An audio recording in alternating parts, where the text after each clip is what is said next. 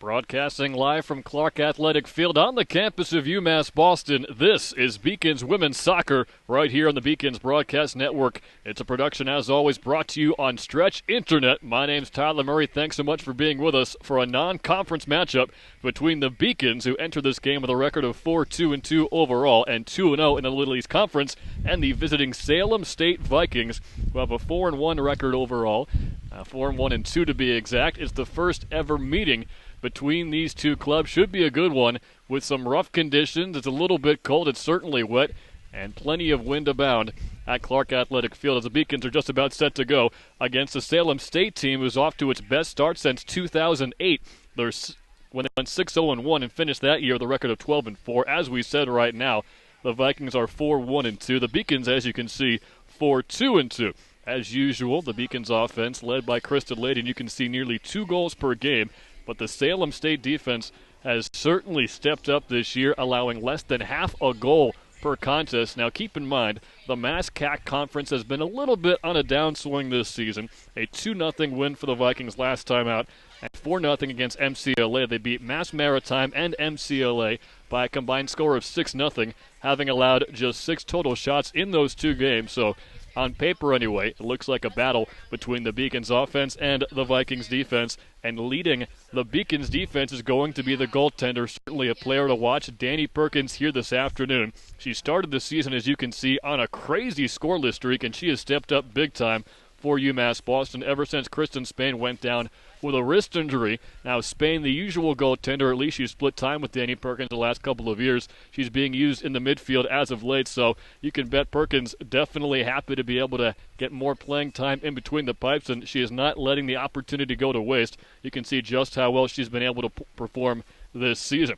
Taking a look around Beaconville this afternoon, this is certainly not the only game going on today. Men's soccer at Bridgewater State kicks off in just a couple of minutes. Women's soccer, of course, going on right now against Salem State. And later on tonight, you can catch the broadcast right here on the Beacons Broadcast Network. The volleyball team is taking on Tufts at 7 o'clock. And looking ahead, women's tennis is taking on WestCon today. And at Wellesley College on Friday, volleyball is playing at 7 p.m. So a lot going on in Beaconville as usual, and you're tuned in live, of course, to women's soccer as the Beacons are looking to get another impressive season under their belts. Last year, 15-5 overall, 6-1 in the Little East Conference, the regular season champs.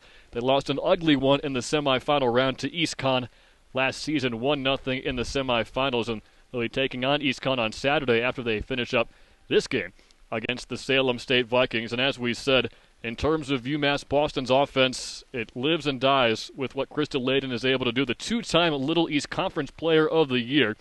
It's her final season, so the Krista Layden era coming to an end, it would seem. The senior has school records in career goals, points, multi-goal games, and game-winning goals, and certainly a storyline to look at today. If she can get 4 points, she will get to 200 for her career, which is just crushing any other previously set records in the conference or in school history. So a couple of goals for Krista Layden, maybe 2 assists and 1 goal, and she will have 200 career points as a UMass Boston Beacon. So we're certainly looking to see if she can accomplish that today. But of course, head coach Amy Zombeck just wants the victory. Zombeck in her 10th season, graduated from Keene State College back in 1999, and she has led this team on quite a tear as of late. I'm sure folks remember a couple of years ago they had their first ever regular season and tournament championship in the Little East, and the Beacons really have not looked back ever since. They're looking to go 3-0 here at Clark Athletic Field. As you can see, the players taking the field. They're about to do it right now, in fact, just to get ready for the starting lineups and the national anthem. The Beacons in the blue and white uniforms, and the Salem State Vikings in the orange and blue unis out there on the field. They're joined by the officials here this afternoon. It'll be Alexander Knock, the referee, his assistants, Jim Teague and Don Phelan, set to go at midfield right now. As the starting lineups are being introduced, we'll get them to you. For the visiting Salem State Vikings, we'll just go in number order. Rachel Ledbetter, the goalie, in between the pipes. She's played in all 8 games now this season for Salem State. There is no backup goalie, at least in terms of anyone else who's played between the pipes this year for the Vikes. Caitlin Curley's in there. Kelly Birchmore, number 3, will play as well. Daniel Frazier gets the start. Cecilia Cresta Devine, number 7, starting as well for Salem State. She's joined by Talia Frazier, Leah Wood, Caitlin Krish, Sarah Previty, Allison Celia, and Amy Griffith, the captain, rounds out the starting lineup for Salem State. As for UMass Boston, as we said, it'll be Danny Perkins in goal, Kara Peters, Elisa Brooks, Brittany Castillo, Erica Garufi out there on the pitch, joined by freshman Marina Kelly, Amanda Pugliese, captain Krista Layden, Hannah Peterson out there, the freshman midfielder converted into a back, Natasha Stebor playing as well, and Kristen Spain, as we said, will be in the field of play at midfield. She's usually using number 30 in between the pubs, but when she's in the field of play, she wears number 13, so Spain wearing number 13 here this afternoon. As we said, it's a bit of a nasty day for weather, beautiful weather over the weekend, and maybe a bit refreshing for folks who were tired of all the sunshine and heat, but here today, lots of umbrellas down on the field as parents, families, friends, and just UMass Boston fans are out there braving the elements to take in this non-conference battle between the UMass Boston Beacons and the Salem State Vikings. Now, as we said, Salem State's off to its best start since 2008. Last season, they lost to Worcester State in the MassCAC quarterfinals 1-0 in overtime to finish up a 7-8-2 regular season. Looking to rebound off of that, and so far so good in 2014 for Salem State and their head coach, Nicole Wood. So Rachel Ledbetter in net for Salem State. And for UMass Boston, Danny Perkins, the senior from Murrieta, California, as now we turn towards the flag and pause for the national anthem just moments away from kickoff here at Clark Athletic Field.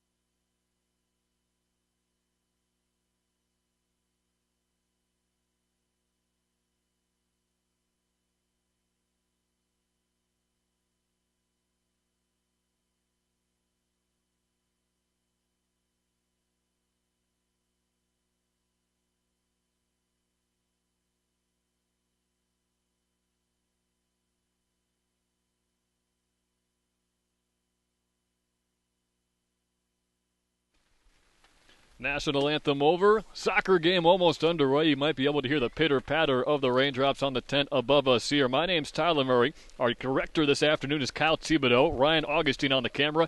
And our executive producer is Seth Orensky. Thanks again for tuning in.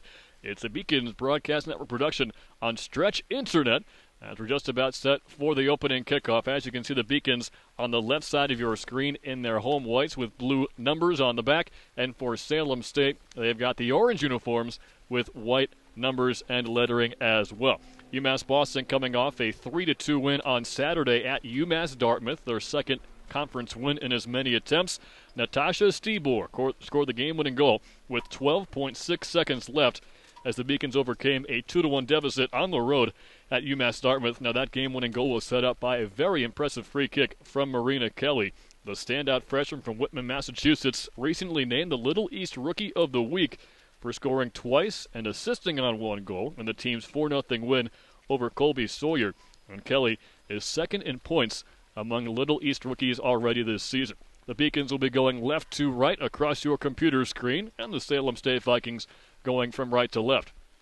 Overcast day to be sure, but great to see a smattering of fans showing their support down on the near side of the field. We're broadcasting here from the balcony of the Science Building on the campus of UMass Boston. A couple of stories overhead, enjoying the view here at Clark Athletic Field, and certainly want to tip our caps to the facilities crew here today to get us all set up to be able to broadcast this game despite the nasty weather conditions, and we'll see how the field conditions come into play, seeing how many of these players want to go all out for a 50-50 ball. As you can see, there is a track surrounding the pitch, And if any player maybe slips or goes for a slide tackle near the sideline, you never know how far they could slide and wind up with a dangerous scenario on the running track. So hopefully everybody can stay safe out there. That'll certainly be a top priority, you can bet, for head referee Alexander Knock. Just about set to go. You can see the bright orange ball out there for UMass Boston. Krista Layden and Amanda Pugliese talking around it right now, joined by Marina Kelly at midfield as well to the far side. You can see Elisa Brooks, Amy Zombeck in her 10th season, looking to get her team its 4th consecutive win. They started the year 1-2-2, a 0-0 tie, a 1-0 win, a 2-1 loss, a 2-2 tie, and then a 3-0 loss, but 3 straight W's since then. 4-0 over Colby Sawyer, 3-2 versus Southern Maine, and as we said, a come-from-behind 3-2 win on the road at UMass Dartmouth in their last contest on Saturday. Whistle blows, we're set for soccer. This one's booted all the way down the pitch. Easy play for Rachel Ledbetter, and we are underway from Clark Athletic Field. Again, my name's Tyler Murray, Kyle Thibodeau, the director, Ryan Augustine, the cameraman, Seth Lorensky, the producer. Broadcasting live from Clark Athletic Field, this is UMass Boston women's soccer. Ball bounced out of bounds near sideline off the foot of Hannah Peterson.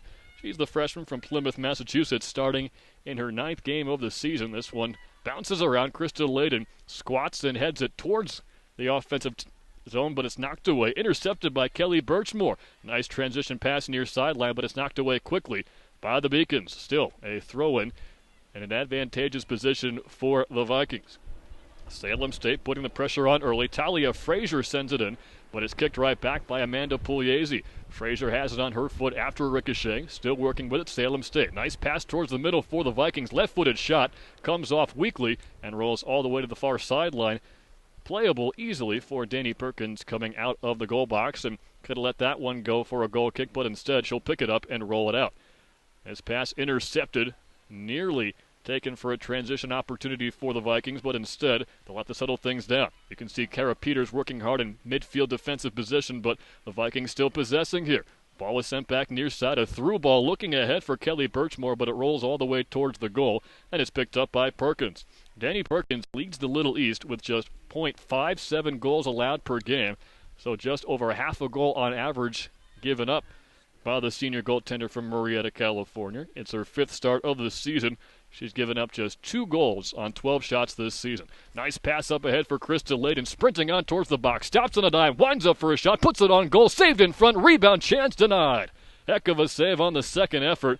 Real nice job by Rachel Ledbetter, the junior from Drake at Massachusetts. As we said in the pregame show, no other player on this Vikings roster has spent a single second in between the pipes.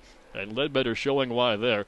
It looked like on the rebound, maybe Pugliese or Marina Kelly had a chance to put that one home, but 2 great saves to keep this game scoreless 0-0. We've been playing for about 2.5 minutes here on the campus of UMass Boston. Ball comes near side. It's Hannah Peterson towards the near sideline for Layden, but it's picked off. And back come the Vikings. Intercepted quickly, though, again by Amanda Pugliese. Ball comes towards the center of the field. 50-50 ball knocked around and taken away by CC Cresta Devine. She leads her team with 3 goals this season, but quickly gives it right back to the Beacons, and it comes all the way to Danny Perkins. She'll send a bouncing ball near side off the side of Pugliese, and it winds up out of bounds. Quick throw in coming back. It's Frazier once again, the freshman from Waltham, Massachusetts.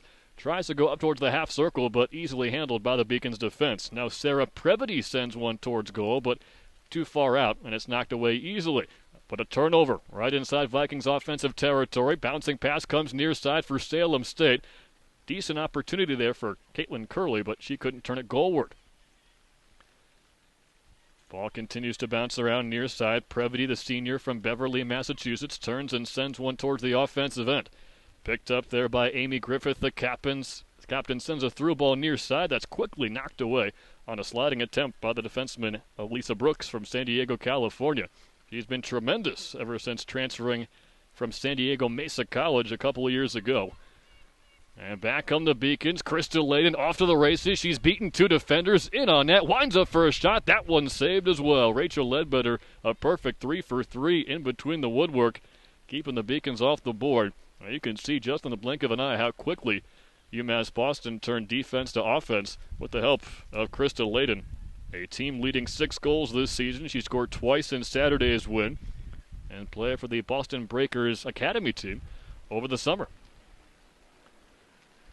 Once again, Salem State putting on the pressure. The MassCAC foe coming into town to take on the Little East representative UMass Boston Beacons. Ambitious play up to the far sideline, and that'll wind up past the end line for a goal kick. Danny Perkins has looked very steady in net so far. She's 3-0 in between the pipes this year with an .833 save percentage. Taking her time here, about 4.5 minutes into this one. Both teams braving the elements out there right now at Clark Athletic Field. A lot of fog in the distance, usually over to our left. We get a nice view of the Prudential Center and the John Hancock building, but you can barely see the bottom halves of those two buildings as we're on the outskirts of Boston here. Salem State on the attack. Good pressure put on near sideline as the ball was quickly turned over. Allison Celia had it, but the sophomore from Hopkinton is quickly dispossessed. And now a high-arcing bomber down the far sideline is out of the reach of everybody. It's picked up by Elisa Brooks. Brooks with no points this year, but that's not her job, playing on that back line, starting in the 9th game this season for UMass Boston. And you can bet Amy Zombeck hopes to have her healthy enough to play all season long on that back line. She's been tremendous. A long ball ahead for Layden, knocked down quickly, but back into the fray. It's sent by Kelly. Layden trying to race after this one, but a heads-up play by Rachel Ledbetter comes off her line and knocks it out of bounds over the far sideline. You can see plenty of cars rolling beyond the far sideline where the track is. Game started at 3:30. Heading towards rush hour. We'll get there by the end of tonight's game. Pretty even possession so far, but the only grade A chances have gone to UMass Boston. Krista Layden had a point-blank chance, but Rachel Ledbetter put up the brick wall. She's been a huge factor in her team's success this year. Ledbetter having allowed just 3 goals in 7 games this year, 42 saves on 45 shots. She's recorded 4 shutouts so far. But again, this is UMass Boston. Perhaps the biggest test that Salem State has had to deal with, at least for their defensive side, so far this season. Right at Mayfield, a turnover. Pugliese sends one ahead for Layden, but a little bit too much mustard on it, as it'll be picked up by Ledbetter, who just smacks this one out of bounds near side. Layden was all alone, and Pugliese nearly got it to her, and usually so accurate with those shots, but you can imagine she maybe wanted to overcompensate with the soggy conditions out there, but just a bit too much power on that one. A throw-in near side from Hannah Peterson towards the top of the 18, but it's headed away. Back towards Peterson on the near sideline. She gets tangled up momentarily with Leah Wood, and the ball comes back to the Beacons. Brittany Castillo takes down Allison Celia, and it's going to be a foul called on the Beacons. So a free kick, the first for either team. It's awarded to Salem State. A pretty impressive road record for the Vikings, 2-1-1 away from home. Not an easy place to play at all here on the campus of UMass Boston. The Beacons undefeated, 2-0 so far here on their home turf. Peterson sends one high in the air, headed on ahead. Nicely done by Kelly, looking for a streaking Erica Garufi, but the senior from Milton, Mass. is denied as the Vikings clear far sideline over towards their own bench. It'll be a throw-in for UMass Boston. It comes into Natasha Stebor, the hero from Saturday's come-from-behind win. Nice through ball to the far side looking for Kelly, but it eludes her. And back come the Vikings. Salem State, nice 1-2 pass to find Amy Griffith, the captain. She's off to the races. She sends it far sideline, and nearly a chance for the Vikings, but Alicia Brooks breaks it up. Brooks tries to send one towards the middle of her own end, which is a dangerous choice. It's turned over. Across towards the near sideline, and this will elude everybody as well, so that should be a Beacon throw-in. Now, the Vikings have possessed the ball a decent amount in their offensive end, but are having trouble putting a legitimate attack together, with Brooks doing quite a nice job on the back end, and, of course, Brittany Castillo helping out on the back line as well. Slide tackle in the midfield circle to dispossess Hannah Peterson. Ball sent up far sideline, but taken away by the Vikings. Allison Celia with it.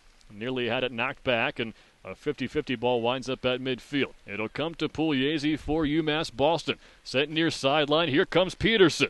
Hannah Peterson near side into the box. Crosses one toward the middle. One-time shot just wide. How about that? A point-blank chance right in front. Marina Kelly with the opportunity couldn't quite tuck it in. Hannah Peterson made that opportunity out of nothing. Individual effort beating a defender down the near sideline and sent one towards the middle of the box. And as you saw, Kelly had a one-time opportunity but couldn't quite put it on.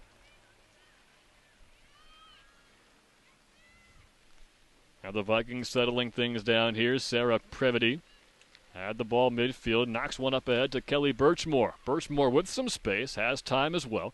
Gets a 1-2 pass right back towards her and was looking maybe to that far sideline for CC Cresta Devine, but no chance for the Vikings as UMass Boston has been all over it on the back line so far. Rain still coming down here at Clark Athletic Field. More than a drizzle. Not a torrential downpour as a shot comes on net. Blocked there by Perkins. Didn't get the best grip on it, so a rebound came out front momentarily, but she recovers nicely and prevents a second chance opportunity. 35 minutes to go in half number one. No score yet. UMass Boston has had the lion's share of the best chances, and you saw right there a pretty good opportunity for the Vikings, and that's been their best chance thus far.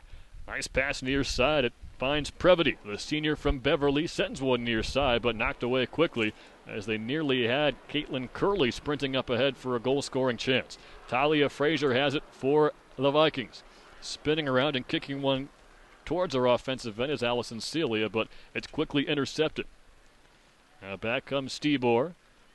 Was hoping to find Kelly sprinting towards the goal, but intercepted. To the back line it goes for the Vikings. Amy Griffith has it. Again, the captain sends one towards the attacking area, but Birchmore can't track it down. It's picked off by Brooks. Brooks, the junior from San Diego, has it taken right back, and CC Cresta Devine had an opportunity, but good work there from Brittany Castillo to get it right back for her team. Danny Perkins with it now. Thought about rolling it out, but she'll just boot this one towards midfield. Takes a big hop near Crystal Layden, but it winds up on the head of a Viking player.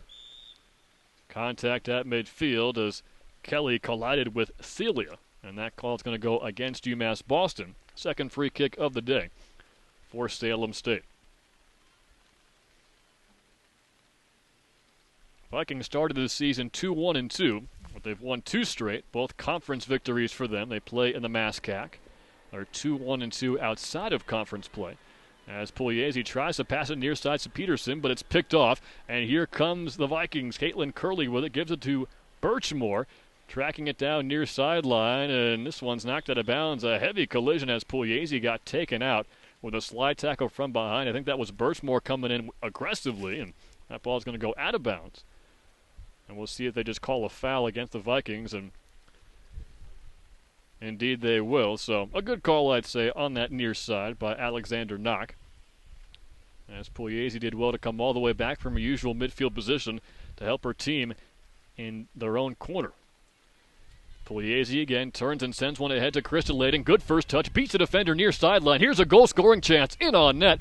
One more touch, she puts this one towards the goal, but it's wide again. Crystal Layden scores 9 out of 10 times with a chance like that. But on this occasion, she pulls it just left, and a couple of Beacons out there on the field in disbelief. I'm sure they thought for sure that was 1-0 UMass Boston, but Crystal Layden just couldn't put it towards the net. As we've talked about the soggy field conditions, the facilities manager does a tremendous job here at Clark Field, but a tough one to get off cleanly. It's now 4 shots for the Beacons and only 1 for the Vikings as an injured player is down on the field. It looked like the back that Layden was able to sprint past on the near side, and can't tell if she got cramped or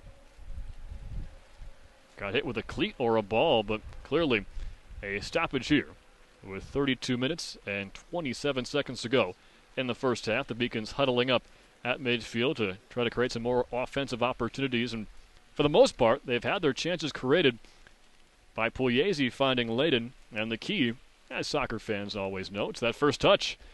50-50 balls abound for the Beacons on the offensive end, and they've been able to knock plenty of balls ahead to create those opportunities, and that was the second time we've seen Layden essentially all alone against the goalie inside the penalty box, but she couldn't quite finish that one. On the first occasion, in the first 5 minutes of the game, she sent one directly towards the goalie. Ledbetter made one save, and just as Marina Kelly was bearing down on the net, Ledbetter picked the ball up and avoided Kelly from putting one right past her. An apparent leg injury, it would seem, for the injured player near side, and tough to get a look at what her number is. Certainly hope she's all right, as we're in an injury delay on the Beacons Broadcast Network. We mentioned it earlier, folks, but plenty coming up in Beaconville. Men's soccer is playing Bridgewater State right now. They're riding a 5-game winning streak. It's their longest since 1999. With a win today, the Beacons men's soccer team will tie the 1999 and 96 teams for the longest win streak in school history. They had their largest conference win in UMass Boston history, 7-0 over UMass Dartmouth. Now the player gets up. That's number 5, Danielle Frazier, the junior from Waltham, Massachusetts. Very encouraging to see her walking off the field without assistance. Hopefully she can come back in soon, but for now, she will head to the sideline. Again, a great chance there for Krista Layden, but in a rare occurrence, she could not finish bearing down on net, so the score remains tied 0-0. And on that play, it was just a shot wide out of bounds past the goal line, so it will be a goal kick for Rachel Ledbetter and the Vikings. As we said just before the injury timeout, 4 shots for UMass Boston. Only one for the Vikings. It came directly towards Danny Perkins, who nearly allowed a rebound chance, but good reaction time allowed her to cover it up. A goal kick comes to the far sideline, bounces around for the Vikings at midfield. This pass intercepted on the far sideline, though. It'll come to Kelly. She tried to turn around and send a back heel up to Layden, but no dice that time. Salem State looking to control in the offensive end. Celia has one rolled near sideline out of bounds. Looks like either Castillo or no, it's going to be Hannah Peterson to throw this one in. Peterson winds up, sends one up in the air for Kelly. Nice header off the back of her head, looking for Layden. She found her, but Krista's touch a bit off the mark. Here's Pugliese, leaves one for a teammate. That was Kara Peters charging up, a junior from Agawam, Massachusetts. Hannah Peterson throws one in, looking for Layden, but it's knocked away. Peters finds Peterson, spins around, gets around one defender. Couldn't dribble through a couple more, so she'll send it ahead, but that one deflected off the arm of Marina Kelly. And a nice job on the near side by the assistant referee to call that one a handball. And back comes Salem State. Again, it's Alexander Knock, the head official, with his assistants Jim Teague and Don Phelan this afternoon. Long ball ahead for Kelly Birchmore. Knocked back toward the midfield circle. Pugliese finds it again. She's been all over the place here this afternoon. Nice pass near side for Peterson. A strong first touch ahead for Layden, but she picked the wrong shoulder and couldn't find it. Peterson past Pugliese and up ahead to Peters. She goes back towards midfield. Nice job by Stebor to go to the far sideline. Left-footed pass to find Kelly.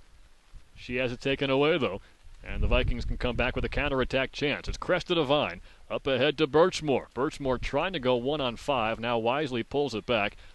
Waiting for some teammates on the trailer. She finds one. It's Allison Celia. Celia with a centering touch toward the middle. This one knocked right down by Peterson, and back comes Hannah. A pass up ahead to Kelly. Looking for a streaking teammate. Garufi had a chance at it, but that ball's knocked off of a far side defender. It was Sarah Previty. Now Garufi up ahead for Layden, but she got shielded off very nicely on that back line, something we haven't seen the Vikings do very much in this game, just not giving Layden a chance to break free. Could have been a goal-saving play on the back end. Once again, Pugliese with it. Patiently dribbles up near side, a soft touch to Layden. Layden sprinting for the corner flag, has 3 teammates in the box, sends one towards the far post, but it goes over the top. All the way to the far corner flag. The goaltender, Ledbetter, slides for it and snatches that one up before Kelly can get there. Rachel Ledbetter, undisputed MVP so far for Salem State. Certainly in this game, and as we said earlier, 42 saves on 45 shots this year. Add in today's play, he's got 46 saves on 49 attempts. Whistle blows at midfield. It should be a throw-in for Salem State. Under a half an hour to go in the first half. No score just yet. Kelly had a chance at that one, but it bounces over the top. Garufi fighting for it on the far side. This one's knocked out of bounds right towards the Vikings bench, and Garufi will indeed get possession. Sends one ahead for Layden, but this one deflected out of bounds.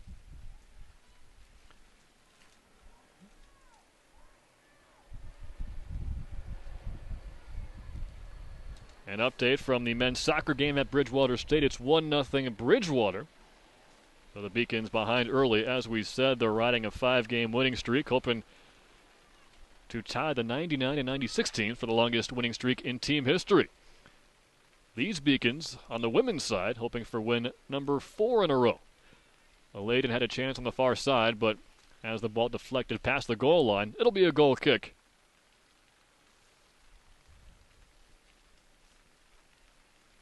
We haven't seen Ledbetter take too many of these yet today, but her value has certainly been displayed plenty in this one.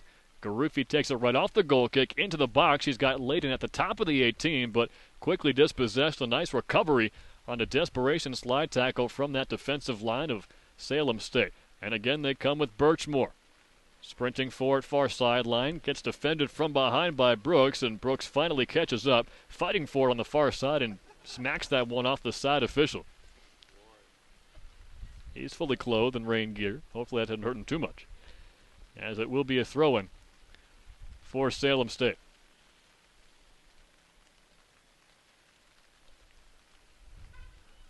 All the way to Brooks it goes. She'll head this one right out of bounds. So we'll do it again. 27 minutes, 15 seconds left in the first half. No scoring yet, but if you're judging this game while who's had the better scoring chances, you got to give it to UMass Boston. Hasn't meant much just yet, though, where it really counts. A third straight throw-in coming.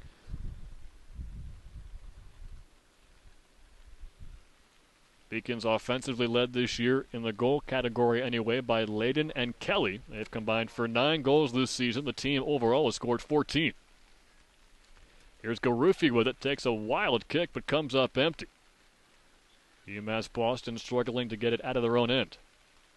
It'll go out of bounds far side, so the 4th throw-in for the Vikings in the last 30 seconds.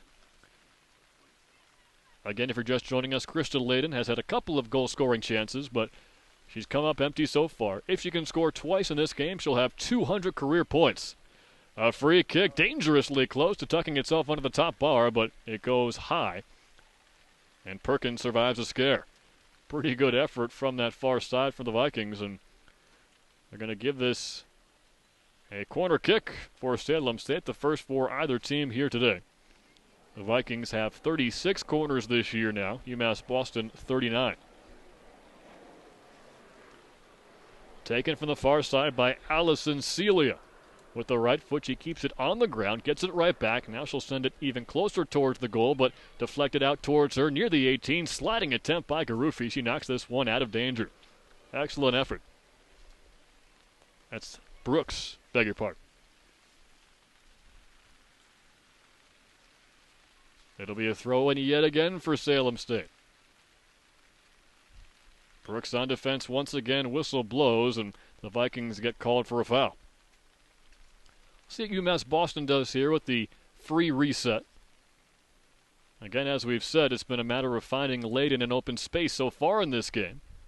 She's been snake-bit so far, though. She started the season a little bit slow. Scored 3 times in the last 2 games, though. Nice play there by Kristen Spain to break it up on the far sideline. Towards the middle for Kelly. A one-touch pass to Layden, and Kelly gets it right back. She has Pugliese near sideline.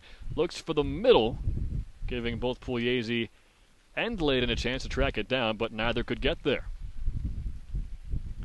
It will be Ledbetter. She skies one far side, a big bounce, and this one goes out of bounds. That's Sam Bendick closest to it, and she'll head out of the game now.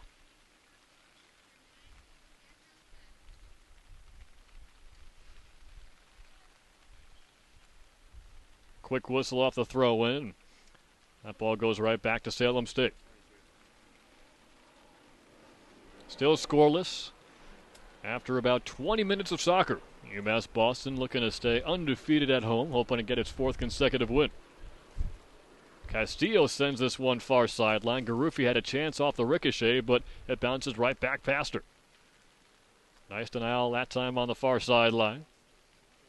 Garufi with it again. Kelly gives her a one-touch pass. Kelly with a good find to get Garufi open.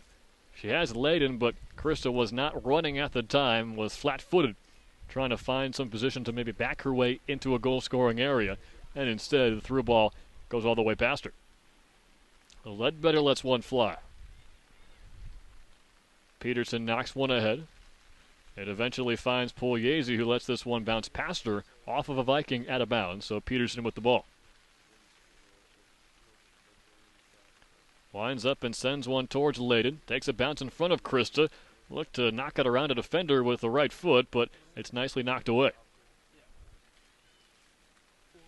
Back comes Salem State. Nice settle there by Birchmore. Looking to sling one ahead for Victoria Clancy just into the game, but Clancy couldn't find it. Bouncing ball near side for Pugliese. Back to the net. Now she turns and faces up.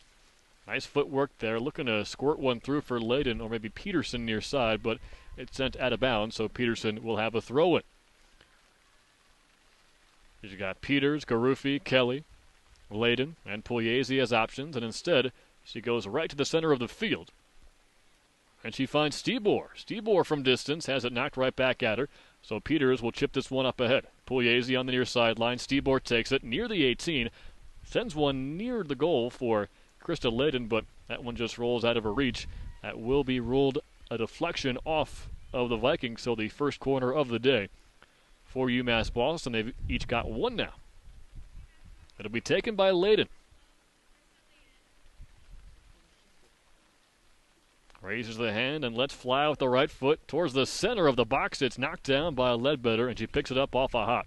Quick rollout near side, maybe a 1-on-2 chance for Kelly Birchmore if she can hurry. She almost got past Peterson, but a good recovery by Peters to knock it back. Cassandra Levesque on the back line now. Sends one towards the middle of the field. It's taken away quickly, though. A through ball far sideline, hoping to find Amy Griffith. She got there for a moment, but falls down hard on a collision. And this should be a pretty advantageous spot for a free kick as Salem State winds up. Still no scoring just yet. We had maybe a 3-minute injury delay when Danielle Frazier went down for the Vikings, but she was able to come up after a couple of minutes and walk off the field. Second corner of the day. As it's sent in by Celia, knocked around in front. Almost knocked off of a Viking inadvertently towards the goal. Nearly went in, but Perkins was ready for it. Not a bad attempt by Peters to clear, but nearly a disaster there. Back comes UMass Boston. Layden fights for position. She finds Kelly. 2-on-2 they go. Nice through ball for Layden on the far sideline. Sends one towards the net, but just wide to the far side. Ledbetter all over that one. She knew right away it was not going towards the net. As Layden yet again finds space, but can't find the back of the net. Goal kick yet again for Salem State. They've allowed just .43 goals per game. They're averaging about a goal and a half. But again, UMass Boston statistically might be the best offense they've faced so far this year. To this point, though, they're standing tall on that back line and certainly in net. Caitlin Curley had it for a moment on the far side, but it's tackled away quickly. Salem State with a throw-in right from midfield in front of the scorer's table. That one's headed away. Picked up by Celia. Somehow finds a teammate up ahead. That's Cresta Devine, who wanted to connect with the freshman Caitlin Curley, sprinting towards the net, but a pass just a bit behind her. And a throw-in for UMass Boston. This one sent on ahead for Layden. Couldn't knock it down cleanly. Almost got the ricochet back when Previty hit it down with her shoulder, but instead Salem State takes over. Nice footwork here by the captain, Amy Griffith, just a junior from Middleton, Massachusetts. Here comes a cross towards the net, but no danger there. as it winds up on the outside of the far side of the goal. Under 20 minutes left in the first half, 19 and change to be exact, as it's kicked off by Danny Perkins. And you can bet she's happy to have all of this playing time in between the pipes, with Kristen Spain nursing a wrist injury, and Spain's been doing very well in the field of play this year. Here's a ball sent near side for Pugliese, but even with the afterburner, she couldn't quite get there. Peterson with it, leaves it back for Peters, who tries to one-touch the back line, but nobody's home except for Kelly Birchmore. She plays for Salem State. Amy Griffith now, directly at midfield, sends one up ahead. With her back to the net, this is Victoria Clancy, a sophomore from Dorchester. Clancy finds some space, cuts toward the middle. A soft pass looking for Curley, or Cresta Devine, but no connection there. A through ball near side for Curley now, and it's taken right back towards the sideline by Peterson, and they're going to call a foul on Curley. That whistle came all the way from the head official at midfield. Too aggressive, it would seem, on the offensive attack. But now Curley gets it right back off the throw-in interception. Peters has it. Jockeying for it, but Previty wins the battle. Previty finds Clancy, but she took that off the face, it looked like. So back comes Layden in UMass Boston. Layden's got two teammates in the box. Sends across to the far side. Garufi's there. Knocks one toward the net, but it's saved again by Ledbetter. Man, oh man, she's been on fire. Another save for the Vikings goalkeeper. Knocked away all 5 attempts. As we talked about, Victoria Clancy taking one off the face a moment ago just before Beacon's chance, and she is hobbling towards her bench, hoping to shake that one off. It's never fun to take one in that area. Certainly in the nose. If you're that close to it, it can really take a toll on you, and definitely easy to get shaken up with all that force to your head. Now 7-2. Beacon's lead in shots. Each and every one of them has been saved. Ledbetter, of course, 7 for 7, and pretty impressed as well with Danny Perkins to this point. She has not been tested nearly as much, though, as the goaltender for the Vikings. So they're going to have to take Victoria Clancy off the field here for a moment at least. Second injury in the game suffered by the Vikings, and I don't think either had to do with the field conditions out here. Earlier it was Danielle Frazier who had a leg issue after chasing Krista Layden down on the near sideline. After the free kick, Salem State possesses. Caitlin Curley did well to find some space early in this offensive opportunity, but an even better job by Peterson to take the ball right back. Peters with it. Sends one near side up ahead for Pugliese, who gets the ball right back out of bounds off of Allison Celia. Pugliese leaves it back for Peterson. A freshman from Plymouth, Massachusetts, goes directly towards midfield to find Stebor. Stebor's pass intercepted. She won Garufi, but it's out of her reach. A long ball ahead, cut out by Brooks. Nicely done. If she can't get to that one, Kelly Birchmore has all kinds of room bearing down on the goaltender. 17 minutes to go in half number 1. No score yet. Throw in for Birchmore is knocked away quickly. Well, the ball pinballs around midfield. It winds up with Garufi fighting for it far sideline, knocked out of bounds off of Erica. So a quick throw in coming for the Vikings. Now Garufi nearly had that goal-scoring chance a moment ago on a wonderful centering pass from Layden, but unfortunately another great save from Ledbetter. Unfortunately, if you're a Beacons fan anyway. Now Kara Peters with some space. She does have Pugliese near sideline, and she'll try to find her. Pugliese sprints after it. 3 teammates in the attacking box. Working towards the goal line, and a nice defensive play. Looked like it knocked out of bounds off of Pugliese, and indeed that is the case. So with 3 teammates bearing down on the goaltender Ledbetter, Pugliese could not find Garufi, Layden, or Kelly.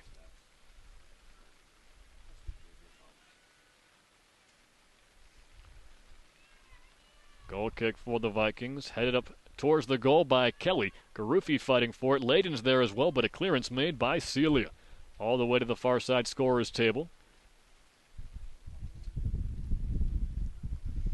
Out of bounds off of the Vikings, so a throw-in. Garufi tried to kick that one down, but it's out of a reach. Still, though, the Beacons will keep possession.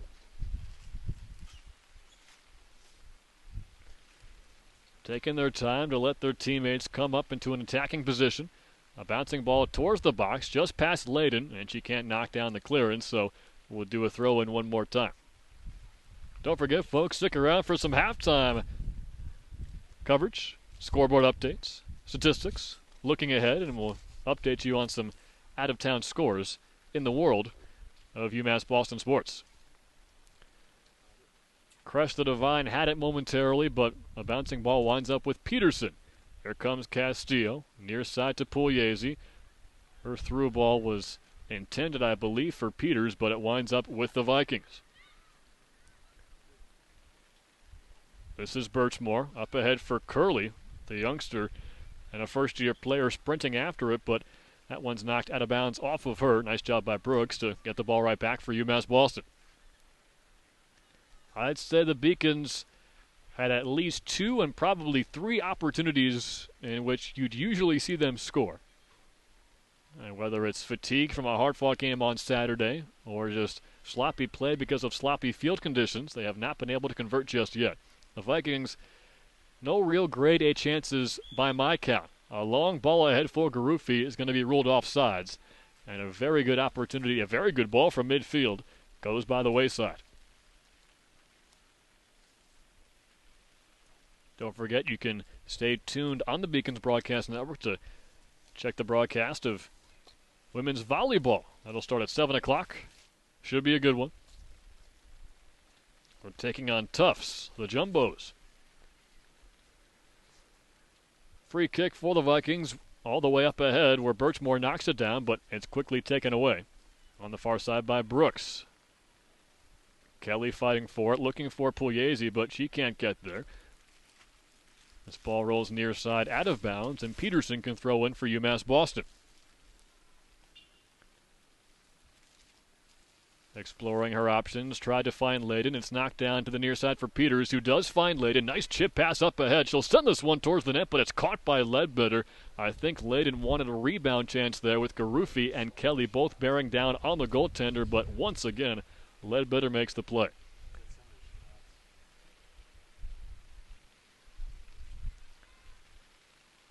Goaltender lets this one go. It finds the foot of Brittany Castillo. Left-footed pass up ahead, knocked down by the arm of a midfielder for Salem State, and UMass Boston takes possession.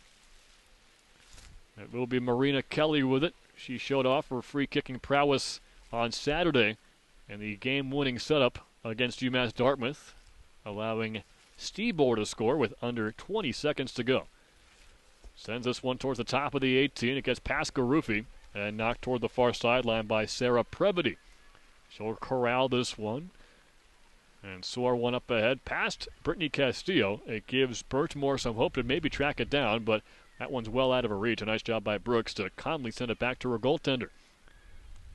Now a pass near side for Peterson. Races after it. Sent one up ahead, hoping to find Pugliese, but they couldn't connect. At the midfield circle, it comes to Steebor, launching one forward. Intended for Layden, but out of her reach. Now Castillo finds one again, bounces off her knee, jockeying for position far sideline, and the call is going to go UMass Boston's way, so a throw-in for the Beacons. Substitution here for UMass Boston. On the far sideline, I believe that's Kristen Spain back into the game at midfield.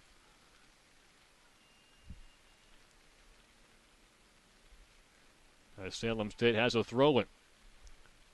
11 minutes and 11 seconds to go in the first half. Still no scoring. Beacons were down 2-1 in their last game as Perkins nearly lets one slip by, but she's able to avoid a corner kick. Just sends one out of bounds. Still, though, the Vikings a chance for an advantageous throw-in position.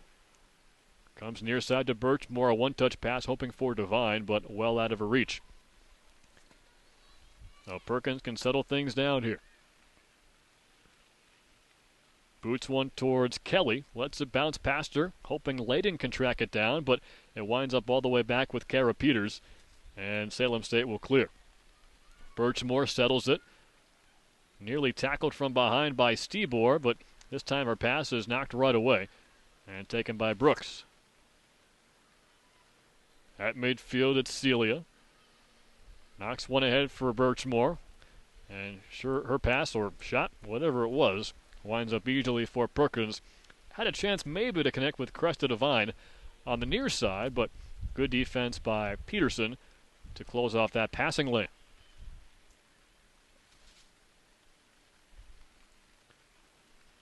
The Vikings settling things down on the far side near midfield. No real sense of urgency for either side just yet. It's a non-conference game. First time these two teams have ever faced off. Great defense on both ends so far.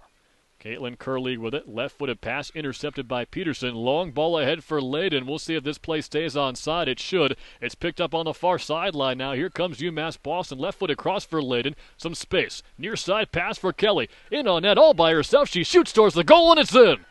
Marina Kelly's done it again. Her fourth goal of the season, and the reigning Little East Rookie of the Week has put the Beacons on top 1-0 with 9 minutes and 23 seconds to go in the first half. What a freshman campaign it's been for Marina Kelly through 8.5 games so far. She's got 11 points. Krista Layden, the senior captain, has 13. They really have been a potent 1-2 punch so far this year.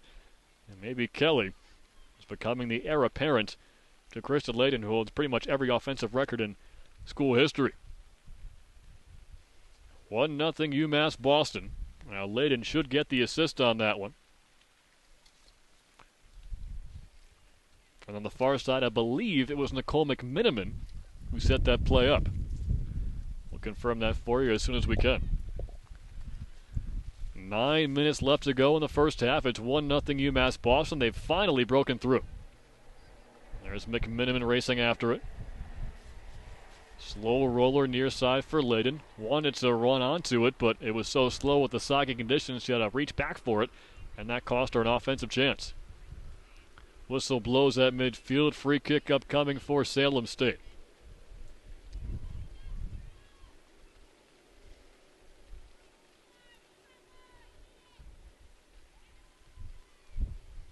Kelly now has 4 goals this season on 11 shots on net. 25 shots overall, entering this game anyway. After several opportunities were wasted by the Beacons, good to see them taking advantage. With just 10 minutes to go in the first half, we've now got 8 minutes left before halftime.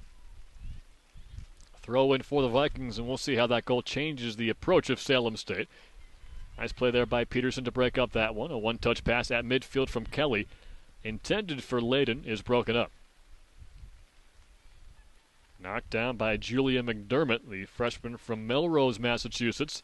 It comes right back to her, but she's dispossessed by Kelly. Now a chance for UMass Boston.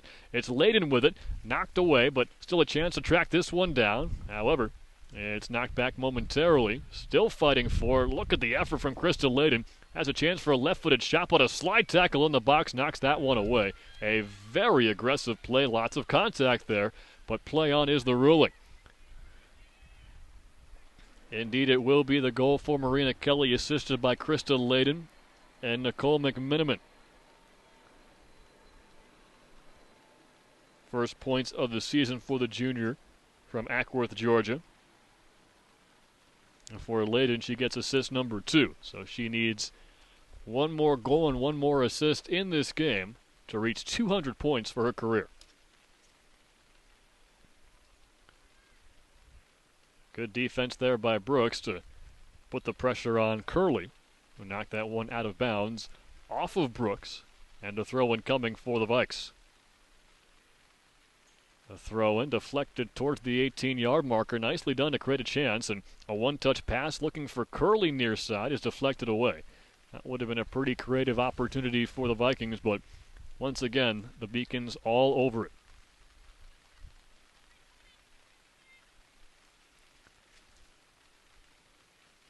Brooks will send this one all the way towards midfield. A chance for McMiniman to set up another chance with Layden searching for that one, but it's out of her reach once again. Now Brooks will have this header inadvertently go near the goal line, and a good effort by Perkins to try to avoid a corner kick, but this one is knocked out of bounds by her, and a good chance for the Vikings with under 6 minutes to go. In half number one, it's 1-0 UMass Boston. Fourth goal of the season for Kelly. Second assist of the year for Layden, and the first assist of the season for McMiniman. In towards the box it goes. Pass on the ground, gets past Perkins, but not towards the goal, fortunately enough for UMass Boston, and Pugliese can clear. Man, if you get a foot down there for the Vikings, that could have sent that one right toward the goal, and Perkins was off her feet trying to snag that pass. But back comes Kelly. One-touch pass for Layden. Does she have the speed? She'll let McMiniman take it over. One-touch pass up ahead to the far side for Garufi. Keeps it in bounds. Far side corner flag. Right-footed pass is knocked down on a slide tackle before she can even get it off. Garufi still fighting for it. Sends one towards the top of the box, but this one's deflected away as well. Maybe a chance for Birchmore if she can use some dribbling magic to get into the offensive zone with some space out there, but she just plays it right back to her midfield. Allison Celia with it to the far side. It's Cara DiGiacomo, the sophomore from Peabody, Massachusetts, as this one go out of bounds for a throw-in. DiGiacomo passes up ahead, and she'll get it right back. Cuts toward the middle. Couple of Beacons defenders falling down. Kelly Birchmore finds some space. Looking ahead for Curley. This one's deflected towards Perkins, and it winds up in the net. Danny Perkins got a hand on it, but couldn't corral it. And the wet conditions out there may have just cost the Beacons one. It's even 1-1 on a shot from distance that Perkins couldn't quite handle. That goal comes with just 4 minutes and 18 seconds to go in the first half of play. And after about half an hour of scoreless soccer, we've seen 2 goals in rapid succession. Layden will kick off near side. Here comes the Cindy Cortez just into the game.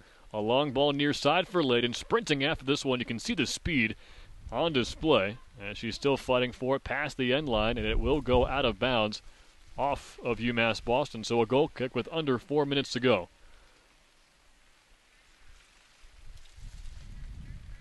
Waiting for the official announcement on who scored that goal.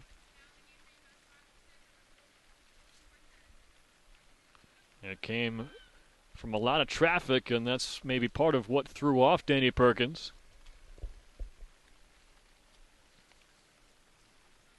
Near side throw in for the Beacons. Peterson faked towards the offensive end, now goes midfield instead. Castillo couldn't handle this one. It comes back towards Peterson, and a slide tackle knocks that one out of bounds. You can tell that last goal from the Vikings has given them some more energy. Peterson's throw-in knocked down by McDermott. Looking to scoot one ahead, but it's knocked away by Cresta Devine. Her pass to the far side, knocked down by Brooks. Brooks goes 1-2 near side McMiniman. A chip pass up ahead for Layden. Cuts to the middle. Has some space if she can corral this one. Near side pass for Cortez, but it's intercepted by the goaltender, Ledbetter. Excellent work off her line once again. And Cortez, who just entered the game, nearly had a chance to knock home her first goal, but did not get a chance for it. Allison Celia sends one ahead. Cresta Devine plays 1-2 with Birchmore. Cresta Devine sprinting after it, but she's shielded off by Brooks. They're still going at it near side. But this one's taken away by Peters.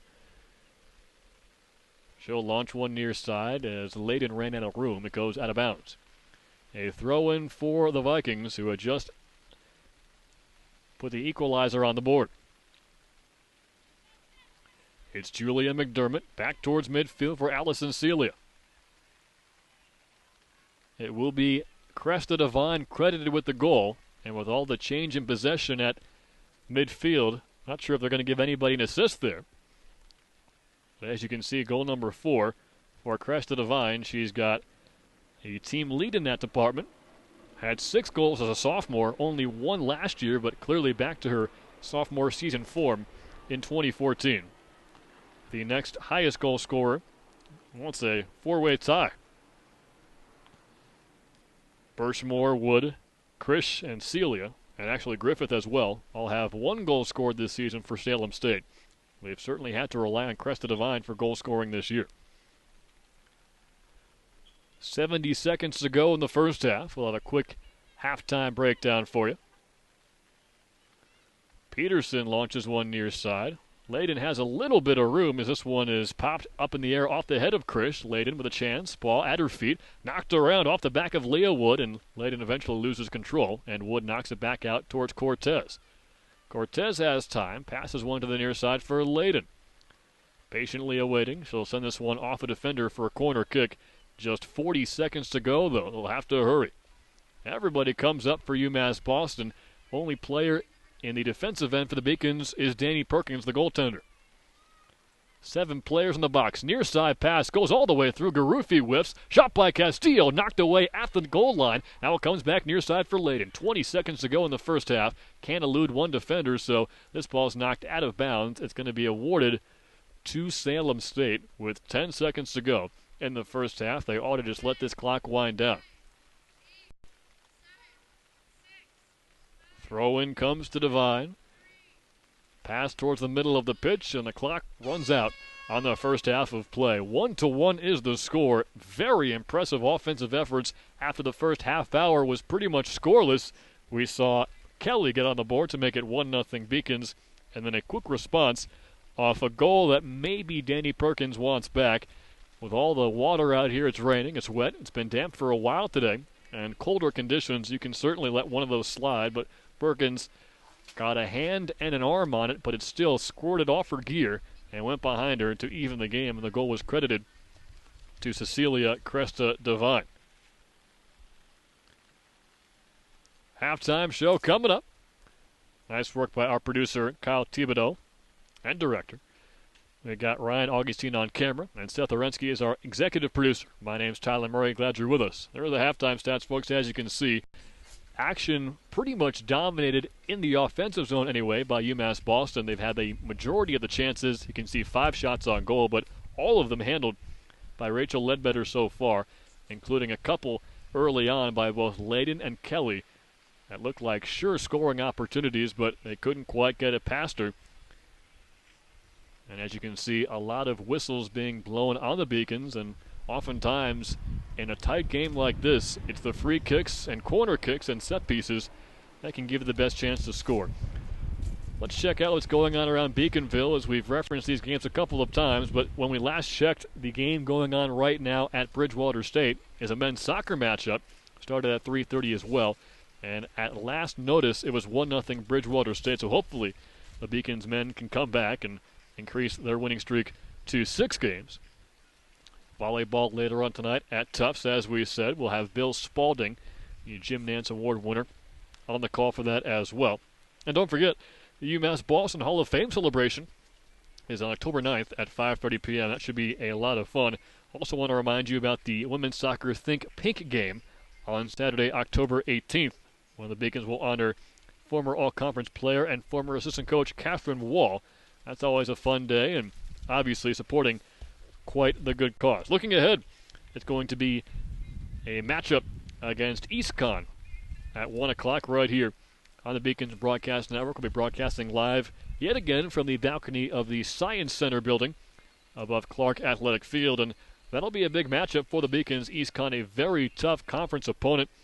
The Beacons were defeated by EastCon last year, 1-0 in the semifinals in a pretty sloppy game, weather very similar to this, so hopefully they can get some redemption at least to get their conference season continued, as they're hoping to go 3-0. They can take down EastCon in Saturday's matchup. Right now they're tied 1-1 as a goal from Marina Kelly put them up 1-0, but quickly answering was CC Cresta Devine, the senior from Saugus, Mass, with 4 goals now this season. She and Kelly both tied in that department. It's been a good one so far, folks. Hope you're enjoying it. About 12 minutes to go before we hit half number 2. The players are taking a break. We will do the same, so stay with us. Almost set for the second half of play, but for now, a quick break. It's UMass Boston 1, Salem State won on the Beacons Broadcast Network.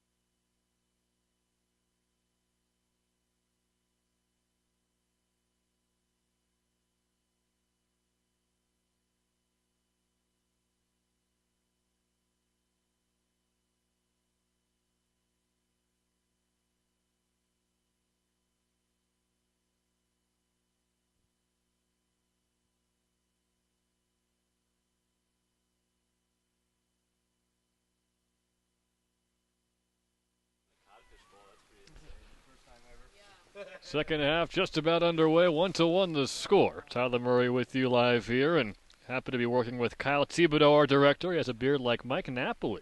Ryan Augustine on the camera. Seth Orensky is our producer today. With 9 minutes and 23 seconds left in the first half, Marina Kelly started the scoring, her fourth goal of the year.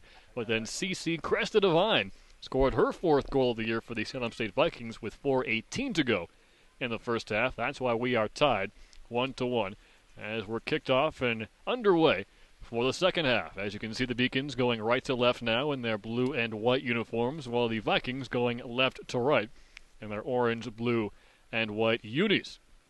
Non-conference matchup here. The Beacons, of course, playing in the Little East with the Vikings representing the Mascac here today. As the shot goes wide, near side, past Danny Perkins, who had a very good chance to save the eventual goal kicked in by Cresta Divine, but a little bit slippery.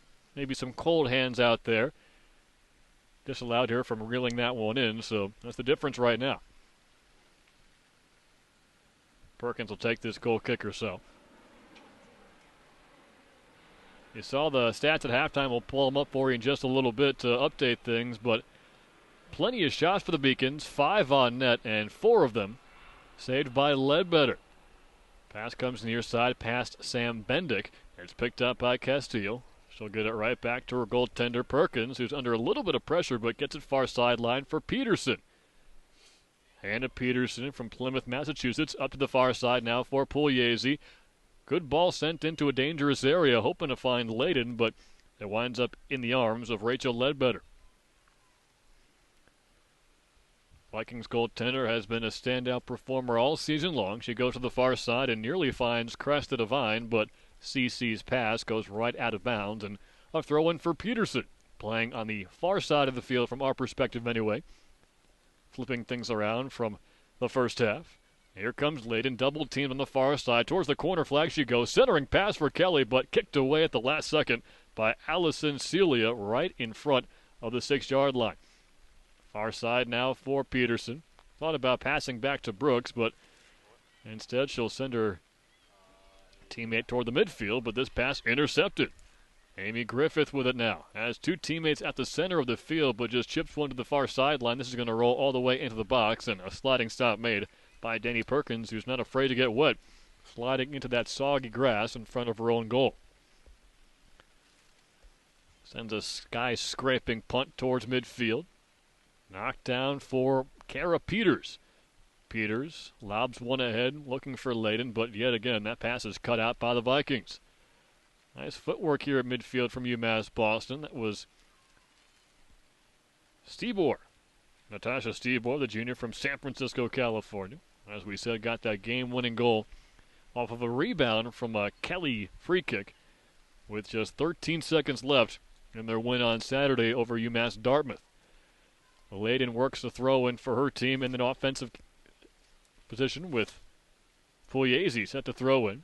Just throws it right down in front of her and it rolls towards Layden. At the far side corner flag, crosses one toward the middle, but it's deflected away. It'll be a corner kick for the Beacons. They had just one of these in the first half, and it was taken by Layden. It was not successful, so here it looks like Pugliese will take it. Garufi, Kelly, and Layden all right there by the net. Nearly knocked towards Brooks, but it's headed away out towards midfield. Sam Bendick winds up and gets one to Castillo. She knocks one off the referee, sent right back towards her, and a 50-50 ball in offensive territory for the Beacons will wind up with Bendick, who finds Garufi near side, and some contact initiated, it seemed, by Victoria Clancy. Good to see her back out on the field after she got hit in the face from close distance with the ball in the first half. It'll be Marina Kelly to take the free kick. He's got 4 teammates on the 18-yard mark. Winds up and lets it fly to the far side now, and that goes right toward the Viking back line. Still a chance, though, for Bendick to reinsert one into a dangerous area. It's Brooks. Directly at midfield, goes to the far sideline now for Peterson. Up in the air towards Layden. This one rolls away from her towards the goal line. A chance to keep it in, but it's knocked out of bounds off of the Vikings. A good sliding effort near that goal line to keep it away from Layden, but you can bet head coach Nicole would rather hit that one towards the sideline to avoid a corner. So as we said, after the Beacons couldn't get too many opportunities on corner kicks in the first half, or really set pieces at all, they've got 2 quick ones in the first 5 minutes of half number 2. We'll just touch this one in bounds, and it's knocked past the end line again.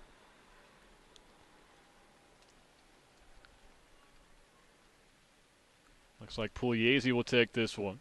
It's going to be a throw-in, though, so my mistake. Past the sideline. No corner kick. Sends it in towards Layden. Gets past one defender, tried to cross one in, and this one is out of bounds as well, and it won't be a corner kick either. So 2 corners, 2 throw-ins, right from that far corner flag, and much like the beginning of the first half, the Beacons have controlled possession and certainly have had the better half of the chances. Layden will try it again. Turns around, looking to face up towards the net, but this one knocked clear. Clearly, Amy Zombeck has a lot of different set pieces she likes to run towards the offensive corners, as this one is launched in looking for Stibor, but it's knocked away. Maybe the Vikings can counterattack here, we shall see. Quickly taken back by Peterson, though, and a whistle blows. It'll be either a free kick or a throw-in, we'll see. Throw-in it is. It'll go to Brooks. An update from our director, Kyle Thibodeau. Men's soccer is still behind 1-0 with 36 minutes to go in the second half at Bridgewater State, looking to keep a 5-game winning streak alive. Been a very successful season for both men's and women's soccer to this point.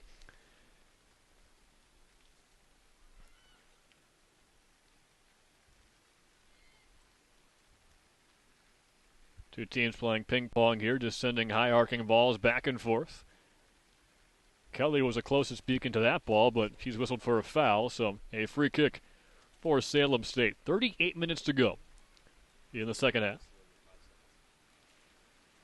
These two teams looking to break through for a go-ahead goal, unless they want to head to overtime, and you can bet with the nasty weather conditions they're facing out there right now, they'd rather get this one done in 90 minutes. Throw in for Peterson, high in the air towards midfield. Knocked up ahead for Layden, but no chance to turn on that one and develop an opportunity. Midfield circle, it's sent near side to Bendick. She wins a quick race against Kelly Birchmore. If Birchmore can get a foot on that one, she had some space to take it back the other way, so a good job by Bendick. Now a quick turnover here, ahead to Birchmore. Birchmore looks to squirt one through for Curley, but this one goes to the far corner. Knocked away by Perkins, she hits the deck, and down goes Curley as well. We'll see if they rule anything here. It was originally play on, but instead it's going to be a free kick, you have to imagine, or at least a throw-in for Salem State. Ball wound up out of bounds, and the head official, Alexander Knock, is directing traffic out there. A substitution coming in for Salem State as well.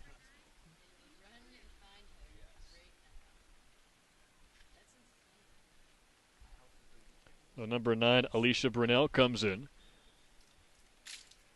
As a throw-in.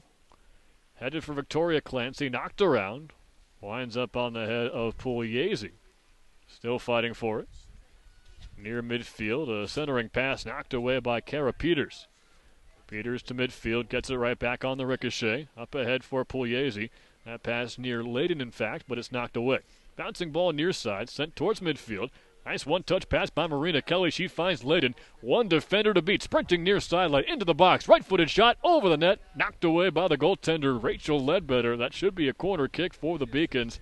What a pass by Kelly to set up that chance for Layden, who somehow got that shot off under pressure. And Ledbetter equal to the task, just deflecting that one over the top of the crossbar. Again, if Krista Layden can get 1 goal and 1 assist here in the second half, she'll have 200 career points.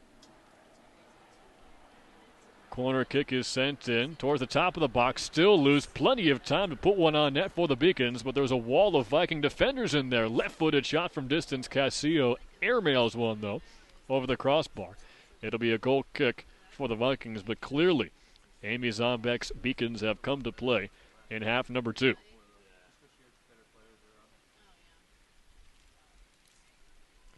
This will be Caitlin Krish taking the goal kick. Didn't get all that much power on it, so it's taken right back by Garufi. Near side pass for Layden.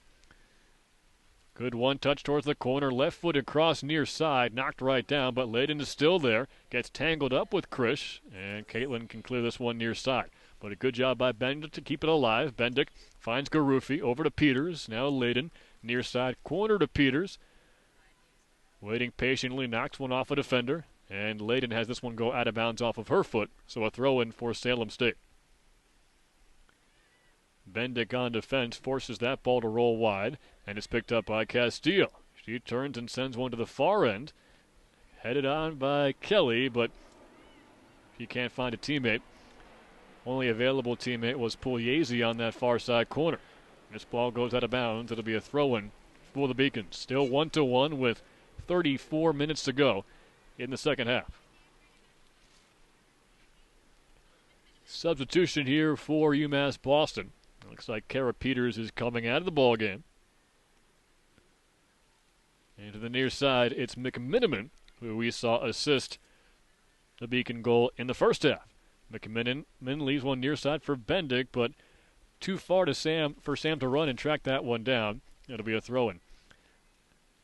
As it was McMiniman to Layden, and then Kelly got the Beacons on the board with 9:43 left in the first half. And it was an unassisted goal by Cresta Devine 5 minutes later that tied the game up. Bendick on the throw-in. Up ahead to Layden. Knocked off her foot towards her hip, and she knocks this one down with some space for a shot from distance, but it goes near side post as Ledbetter just escorts that one out of bounds. Usually you'll see Layden score her goals on breakaways, having to sprint past defenders using her speed. Occasionally, he can show off the long-distance accuracy and score goals like that, but couldn't get it elevated, and you can bet that ball might be a bit waterlogged with all the rain we've had so far this afternoon. Started play at 3:30 Eastern Time here in Boston on the campus of UMass Boston. A through ball towards the middle. It gets past Elisa Brooks, but it's kicked away by Perkins. Toward the middle for Kelly. Winds up back with Garufi. Bendick up ahead for McMiniman, but that's well wide and out of bounds.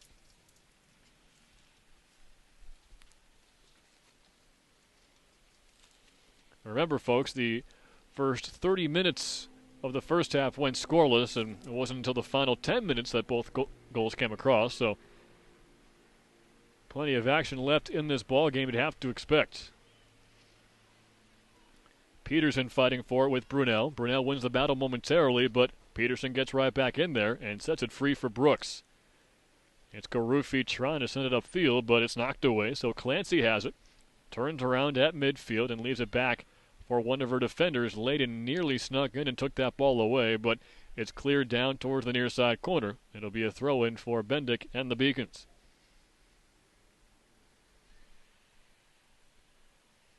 We talked about how impressive UMass Boston has been in controlling the pace and creating opportunities. Well, you see it right there. 11 shots for the Beacons and just 3 for the Vikings, and you still can't really call any of their shots grade A chances. Yes, they scored a goal, but the one that went in was, I don't want to call it fluky. That would take too much away from CC Cresta Devine, who has 4 goals this season now to lead her team, but it's one that Danny Perkins would save about 99% of the time. It just slipped off her hands as it shot high into the air and came down at an awkward angle. Peterson to the far side for Pugliese. Nearly got it right back, but it's taken away. The Vikings might have numbers here if they hurry, but an ill-advised pass is deflected away by Brooks out of bounds for a far side throw-in.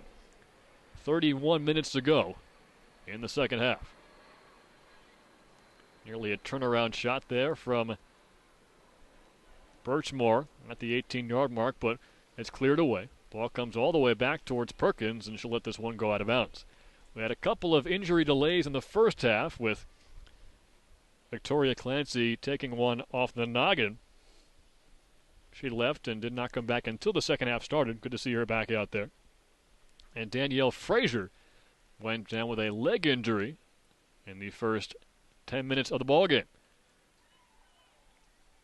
Ball comes to Castillo.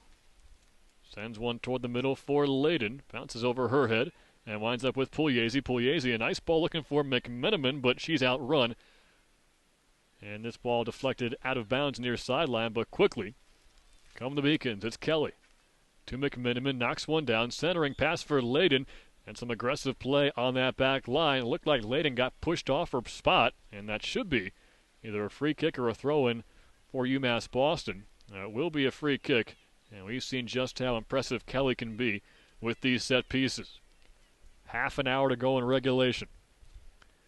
Kelly lets fly near side, looking for the goal, but that was not threatening for Ledbetter in net. She let that one go wide. Not a terrible idea. We've seen Kelly pretty much exclusively go for the pass on those free kicks, and on that instance try to go near side. But again, Ledbetter not challenged all that much. Now Bendick charging in hard for a header, but she's whistled for a foul there. Left her feet. Made some contact. It'll be a free kick for the Vikings.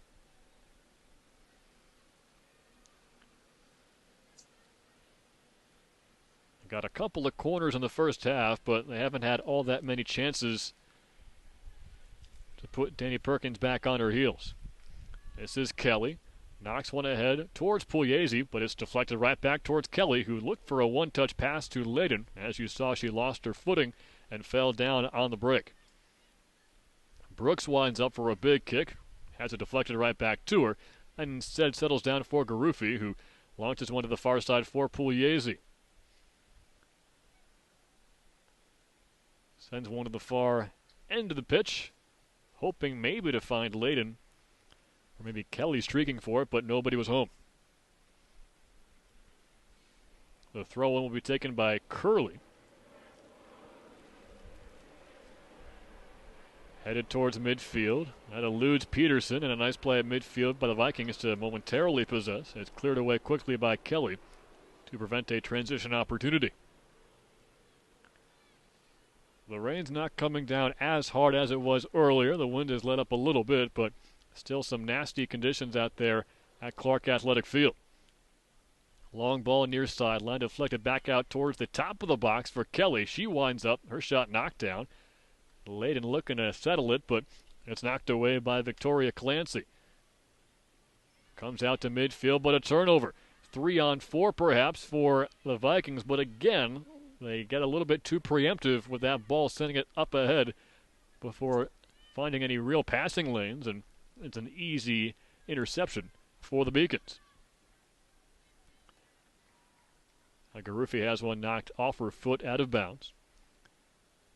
It's going to be given to the Beacons as Bendick looks for a teammate. She's got one to her right in Brittany Castillo, but she'll send this one into the fray instead. Kelly lets it go by. Nice pass up ahead from Layden. And it's sent down to the near side corner flag by Garufi. Layden has all kinds of time with Kelly sprinting towards the box. Right-footed cross into the middle. Gets past everybody. Garufi the closest to it now. On the far sideline, she'll settle. One defender to get past. Now she's inside the box. Centering pass for Bendick. And a chance for Kelly. Turnaround shot, but it's knocked down. And it rolls all the way towards Ledbetter, who scoops it up inside the 6-yard box. Pretty good development there from UMass Boston. Started when Garufi found Layden all the way down the near side corner, and she got it into the fray. But no finish. Peterson with the ball. Pass midfield. Up ahead to Pugliese. Gets it right back on one touch. Chips one ahead to Kelly. 1-on-3 if they hurry. Layden back to Kelly, but she loses it just inside the 18-yard marker. No chance there, as this one sent all the way back for the Vikings. Here comes Salem State, 1-on-3. Castillo's there on defense. Brooks is with her. Bendick on the back line to help out as well. This one knocked in towards a scoring opportunity, but the shot goes wide. That's a big break for the Beacons. 1-on-1 with the goaltender, and Perkins did not have a great angle. It got past her, but it got past the post as well. So with 26 minutes to go in regulation, the score remains tied 1-1, as Beacon fans can breathe a deep sigh of relief.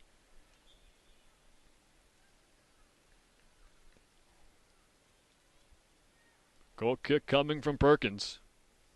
I would certainly call that the best scoring chance besides the actual goal for the Vikings so far in this one, when it came off of a great opportunity for the Beacons with Kelly, Garufi, and Layden all in the box with just 2 people to beat. Could not do it, though. We've talked a lot about how good this Vikings defense has been, entering this game having allowed less than half a goal per game on average. In fact, they're coming off back-to-back shutouts, 4-0 over MCLA, the Massachusetts College of Liberal Arts, and a 2-0 win over the Mass Maritime Academy. Now, Mass Maritime not necessarily known for its soccer team. They got 1 shot off in that game, but the confidence certainly growing for this Salem State back line, and you can imagine how it must be today with how well they've played defensively. Under 25 minutes to go. Unless the score stays tied 1-1, then we'll need some overtime to settle it. Brooks goes near side for Bendick. On up ahead towards McMenamin, but that eludes everybody and cleared out of bounds for a Beacon throw-in.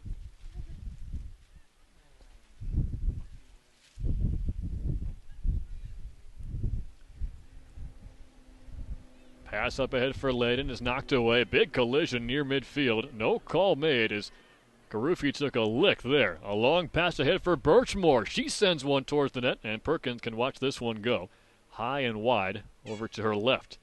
Substitution coming in for the Beacons.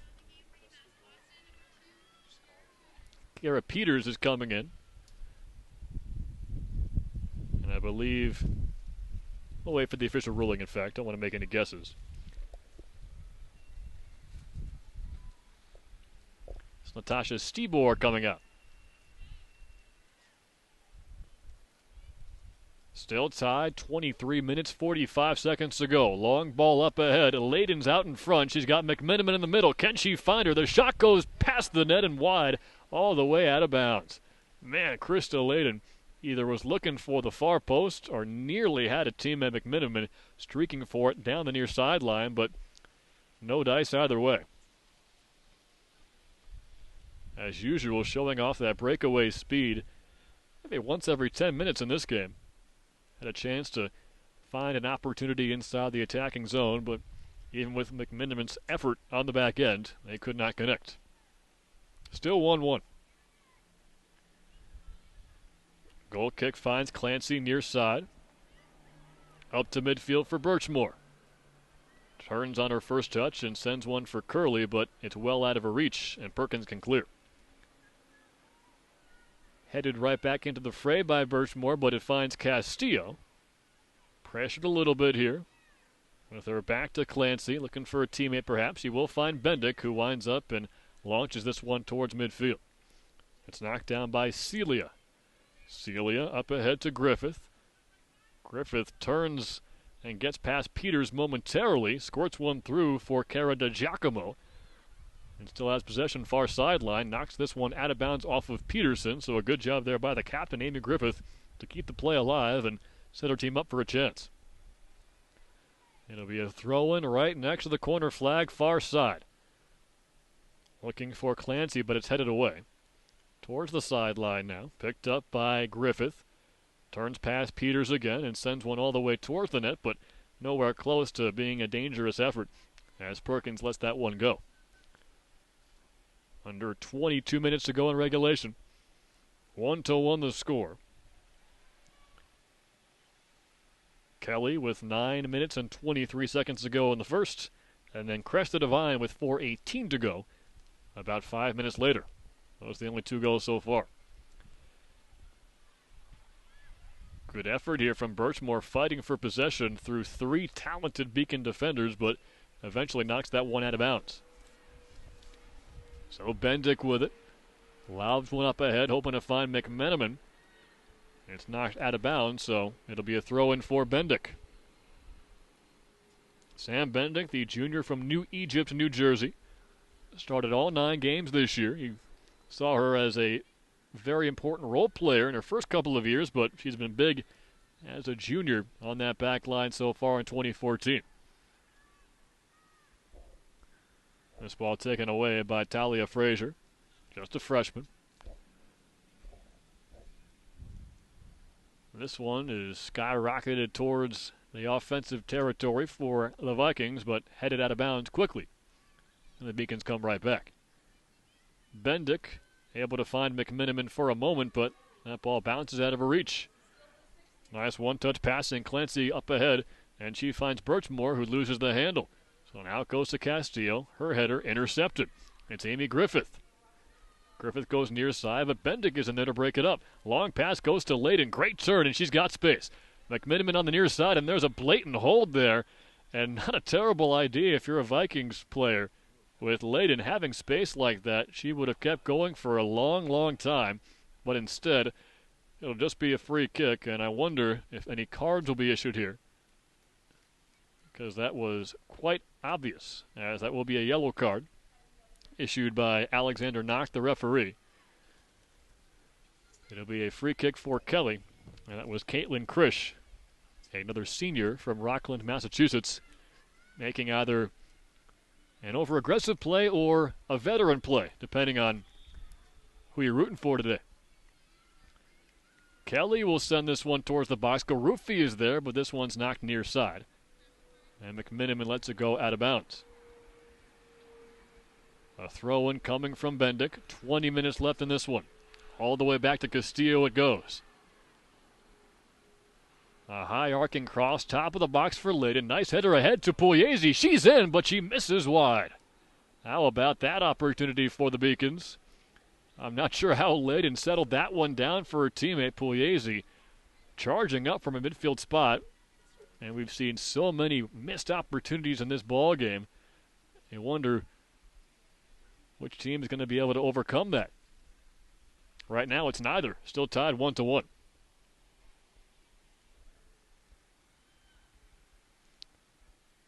Headed down by Pugliese off the goal kick, but it's taken right back by Salem State. Victoria Clancy with it now. Leaves it for Griffith. Sprinting toward the far end and gets past Peters momentarily, but Peters' son is there to knock it back to Peters. Centering pass toward the middle. Layden a chance to take this one towards goal, but nicely settled down by the back line of the Vikings so they can settle things. Far sideline out of bounds, and it'll be a throw-in for the Beacons. Substitution coming up for UMass Boston, it looks like.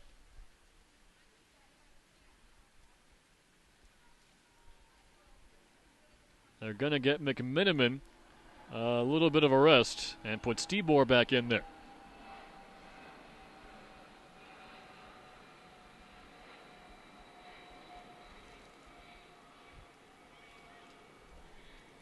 Allison Celia nearly knocked that one right towards Garufi, and now here comes Birchmore in transition, but that through ball bounces off her foot and rolls all the way towards Perkins, who did very well to come up and attack that ball before it rolled even closer towards her. The goal kick is headed towards midfield. Brooks up ahead, but that's intercepted. And again, the Vikings in transition. They've had more chances as this game has gone on. A distant shot by the captain, Amy Griffith, is easily handled there by the goaltender. Perkins rolls it out. Far sideline, it's Peterson. Looking for Peters, but that pass gets under her foot and out of bounds, so the Vikings will take over. And we're seeing Salem State do a better job of developing these offensive opportunities. Passes at midfield, through balls towards the top of the box. Well, the Beacons, on the other hand, haven't needed to do too much planning. It's pretty much send it deep for Layden and Kelly and see what they can do with it. That led to their first goal of the day. Here's Clancy. All kinds of space at midfield with two teammates asking for it near sideline, but she'll keep it herself. Gets past three different Beacons towards the far corner. Stops on a dime but falls down, and no call was made. Good double team on that far end by Peterson and Pugliese. Substitution here for the Vikings.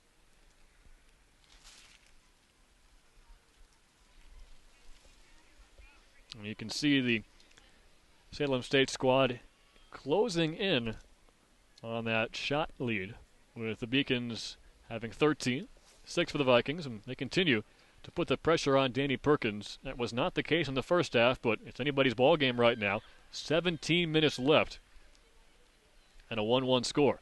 Krista Layden wins the battle up ahead to Garufi. Has a couple of defenders to beat. Goes near side for Layden. She's in. Near side, left-footed shot, saved by Ledbetter. Rebound out front. Pass near side to Layden. Her shot denied. Goes to the top of the box, and this one's going to roll all the way towards the far end as Peters tries to track this one down. How many times is Rachel Ledbetter going to turn away Krista Layden? Another chance where it looked like Layden had it. But the junior goaltender says no once again.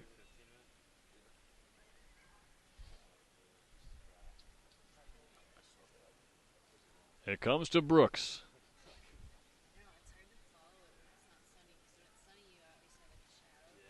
Far side pass looking for Pugliese, knocked away. All the way back to Brooks. Her pass intercepted. This is Birchmore. Birchmore tried to slide one through, got it right back. This pass coming up to Curley. Curley leaving it back, a distant shot. Perkins lets it go. Near side, out of bounds. This game has really opened up in the later minutes. A lot of chances on both ends, and it's at times like this when you wonder how much gas does Krista Layden have left. One of her more underrated assets, the endurance she's been able to show throughout her career. Sprinting full speed past defenders, not as easy as she makes it look, certainly in terms of game-long fatigue, but here she goes again. Looking for a sprinting Kelly towards the middle, but that's intercepted. Bendick's header is knocked down right in front of her and picked off by Salem State. It comes near side for Clancy, but that can be picked up by Castillo. She will send it back towards the goaltender, and Perkins goes out of bounds. It'll be a throw-in for Salem State. 15 minutes from either the end of regulation or the end of the game. Overtime could be necessary. I've seen 0 goals in the second half, but by this point in the first half, it was also 0-0. Kelly didn't get her goal until there were under 10 minutes to go in the second half. A left-footed shot sent towards the goal by McDermott, but it's snuffed out easily by Elisa Brooks. Brooks has been big on that back line so far. Named the team MVP for her first school, San Diego Mesa College, as a sophomore. Transferred here and is now a junior. A chance for Garufi to pick one up on the near side, knocks it out of bounds, and it'll be a throw-in for the Vikings. We'll see if UMass Boston puts pressure on to try to work for a turnover. Not much, it looks like, as Bendick will come in from behind. Gets a turnover there, up ahead towards Layden. Her first touch a bit too far ahead, but still recovers. Cuts toward the middle. Right-footed shot is saved by Ledbetter.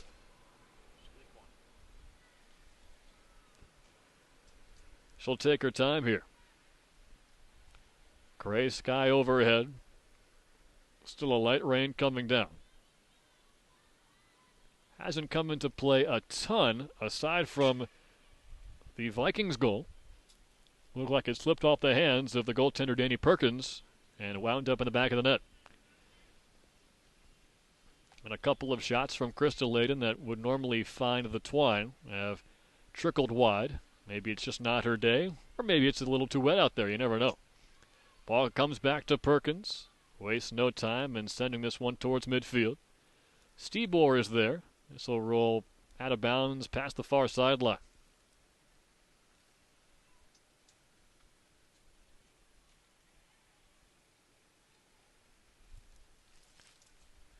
This throw-in is taken away, but recovered right back by Peters. Still, though, the Vikings not giving up at midfield. That's been the big difference, I think, in half number 2. UMass Boston with Amanda Pugliese, Marina Kelly, Erica Garufi didn't have too much trouble maintaining the ball at midfield and sending balls up ahead to Layden, but here it's been quite a different story, with the Vikings at least evening the battle in the midfield in half number 2. Here comes Garufi, good pass from Bendick. Erica sprints near side. The transfer from Stony Brook has one knocked out of bounds. Here's a throw-in. Well placed up ahead for Kelly. Back to Peters. Pass looking for Layden. Big contact inside the box, but no call made. It looked like a clean line taken by Talia Frazier on the back line. Hannah Peterson sends one all the way back to Elisa Brooks.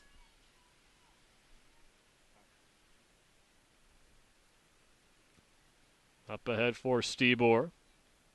Knocks one out of bounds off a defender, so a throw in yet again. Under 12 minutes to go in this one. Still tied 1-1 at Clark Athletic Field on the campus of UMass Boston. In front of the Beacons bench, this will be a throw-in for the Vikings. Salem State looking to continue its best start since 2008. They're 4-1-2. Back in 2008, they went 6-0-1 to start the year. UMass Boston undefeated at home. They've won 3 straight games. Each of these two teams has drawn 2 ties this year as well. We could be headed for that as well in this non-conference matchup if neither team can score. Brooks fell off her feet for a moment, but gets up quickly, sends it near side to Bendick, but Bendick's pass picked off by Frazier. Nice 1-2 play between McDermott and Clancy, but McDermott has it taken away. Peters knocks this one down, and maybe Garufi can come back and get it. Garufi to Peters, up ahead for Kelly. Kelly, a nice through ball near side to create some space for Garufi. She does the same up ahead for Layden. Does she have room? No. What a play. Sprinting back to get it by Caitlin Curley. Throw in from Garufi. Finds Kelly, and she gets it right back. Cuts toward the middle of the field. Gets past one defender. And a whistle will blow, so a free kick coming for Kelly. This could be big for UMass Boston.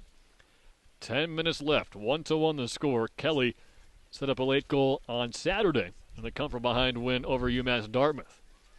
Wind picking up here, getting more and more chilly on the campus of UMass Boston. Kelly's shot goes directly towards the goaltender, and a good save made by Ledbetter. Doesn't sound like much, but her ability to catch those balls and avoid rebounds from happening has been a big difference in this one. As her goal kick is out towards midfield. The ball comes to Peters, who chips one ahead for Bendick. She'll loft one over the top for Layden or even Garufi, but it rolls all the way toward the goaltender. 9 minutes, 30 seconds to go, as overtime becomes more and more of a possibility.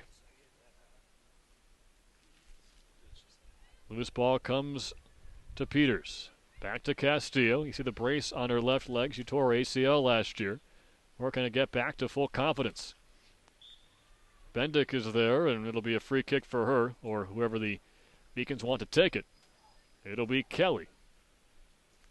This is from around the same area in which he assisted that goal for Stebor on Saturday. A long way off, but she's got that kind of ability. Towards the top of the box, headed away by the Vikings, and they can play their cards right. They could be able to catch the Beacons playing too far up if they turn it over. Peters has it, left-footed pass to Garufi, knocked ahead. She has a chance to run after it. This ball knocked out of bounds. It's going to be a throw-in for UMass Boston. Garufi is there. Up ahead to Peters. Can't settle it cleanly, so back to Garufi it goes, but out of bounds, and quickly the Vikings take it right back. Substitution coming here for Salem State, so a brief delay. They're going to play on, though. Pass comes in late and hits one straight in the air. A chance to knock this one down for either team. It's taken by Stebor. Gets it back out to Brooks. A centering pass high in the air, looking for Peters perhaps. Layden comes up with it. Deflected shot goes wide past the near side post. That one nearly found its way inside the woodwork, but another good job by Ledbetter to let it go. This will be a corner kick for UMass Boston. We'll see how they handle it. It's going to be Layden on the near sideline to start things off. He's joined by Kelly and Garufi, so the cavalry all coming together on the near side. Garufi is there, sends it towards the box, but no Beacons are home. It's cleared away. Pretty elementary on that denial for the Vikings. As this one sent all the way up ahead. Peterson is in there. Centering pass gets to the near side, but Layden can't get there. Pretty strong effort on that kick from Peterson. It got past the goaltender, and maybe a little bit more touch she could have found Layden. However, if she hits it any softer, maybe the goaltender Ledbetter could have picked it up on the fly. 7 minutes left.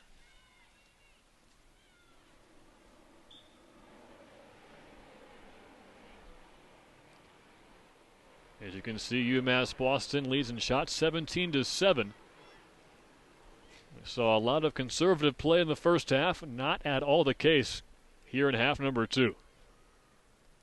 Kelly ready for another free kick. She's got 5 teammates in the box. Krista Layden waving her hand, hoping for a target. Kelly lets fly. Far side post, chance for a header. Knocked away by Ledbetter. Still alive, though, inside the 6. This one sent to the far sideline, out of bounds. And it looks like a corner kick will be awarded. Hannah Peterson to take this one. No, it's going to be a throw-in. Misread the official. As this one goes inside the box. Knocked down by Stebor. Turns around. Leaves one for Brooks, but she falls down. And this one's cleared all the way down to the far sideline. Cassandra Levesque to throw it in.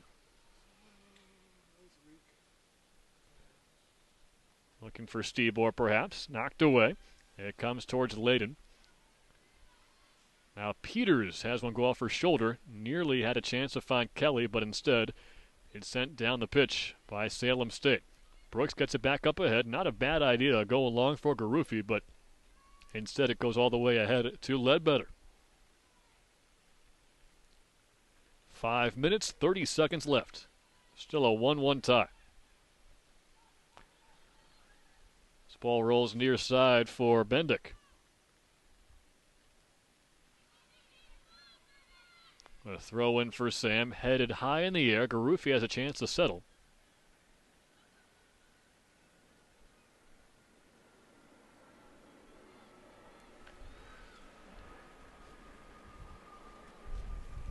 It'll be a throw-in for Clancy. No second half scoring so far. We'll see if either of these teams has a last-ditch effort. It's been all Beacons in the last few minutes offensively, but the Vikings have most of their offense up in the attacking formation, and it might cost them here because back comes UMass Boston. Long ball up ahead for Layden. Does she have anything left? Yes, it looks like it. She's got space inside the box. Stops on a dime with some space to shoot. Sends one towards the net, but misses high. That could have been it. That could have been the game winner for Krista Layden and the Beacons. You know, on most days, Krista Layden probably has 3 or 4 goals for the chances she's had today, but unfortunately, maybe it's the weather, maybe it's fatigue, but has not been able to find the back of the net. Now, keep in mind, she's creating all these opportunities herself. With some help from her teammates, of course, but you saw there, when that ball was sent, she was behind the defender, had to outrun her, and eventually came away with a great chance.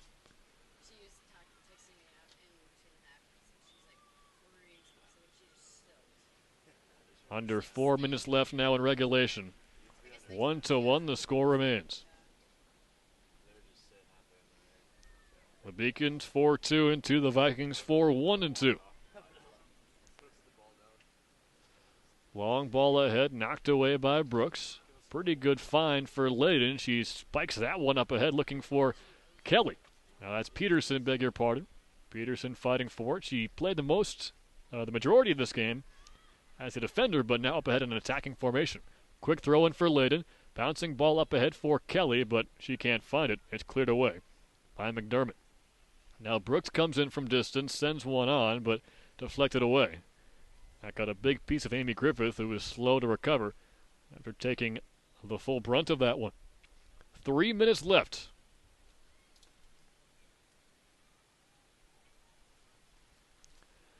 Far side throw in, hoping for Layden, but no go. Back comes Salem State. They look like they're content to play for a regulation tie, as this one is taken to the near sideline. Peters putting on the pressure. Pugliese comes back for an interception, but she couldn't control it. This pass goes near side for Talia Frazier. Delivers one up ahead to Valdriel. A through ball searching for Celia is knocked away. Now it looks like Salem State, with this newfound opportunity, will bring up some offensive attackers.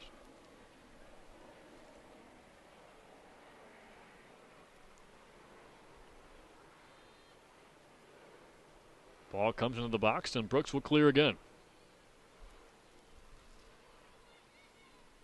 Peters close to that one, but it's taken away by Griffith. Her through ball goes ahead. A one-time shot goes off the top of the crossbar. Wow. Heck of an effort there by Salem State, but the score remains tied 1-1. 1 minute and 50 seconds left in this one.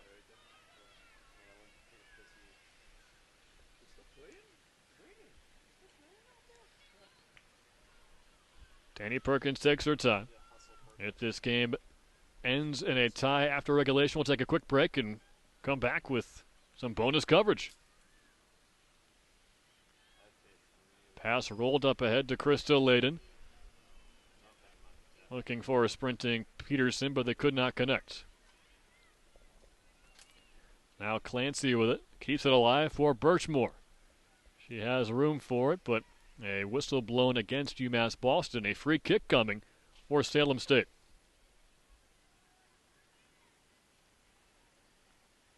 It'll be 2 10-minute overtime periods if it gets to that point. Golden goal. First goal wins. And a 3-minute break before the start of overtime number 1. If it gets to that point, and right now, it is starting to look more and more like we could get there. 45 seconds left. Free kick headed away by Brooks. Sprinting after it. But no dice there for Pugliese. A long shot to Perkins, and this time she makes sure to get her body in front of it to make the play. Half a minute to go. Perkins sends one off. Kelly was there, knocked it down for Peters. Pass ahead to Layden. She might have a chance for this one. She will indeed. Near side, Pugliese goes into the box. Layden tries to find her all the way over the top for Garufi, but knocked down in front. 15 seconds to go. Bendick had that one slip out of her hands. And the throw-in comes back to midfield. Castillo was there. 5 seconds left. Desperation play up ahead, but no chance there. We're going to overtime in a non-conference battle. Salem State and UMass Boston deadlocked at 1 after 90 minutes of play. Again, we will have 2 10-minute overtime periods. If either team scores in the first or second 10-minute frame, the game will be over. It'll be a 3-minute break, so we'll step aside momentarily and come on back with some regulation stats, and of course the beginning of overtime period number 1 after 90 minutes of soccer.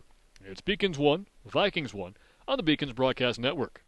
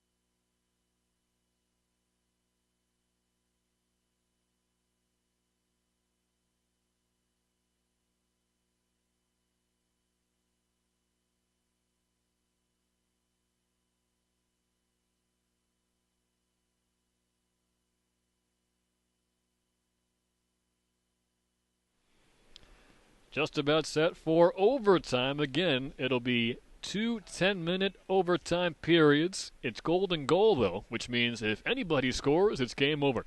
It says final stats on your screen. That's just regulation stats. Great job by our director, Kyle Thibodeau, today, and, of course, our cameraman, Ryan Augustine, and our producer, Seth Orensky, overbilled as usual.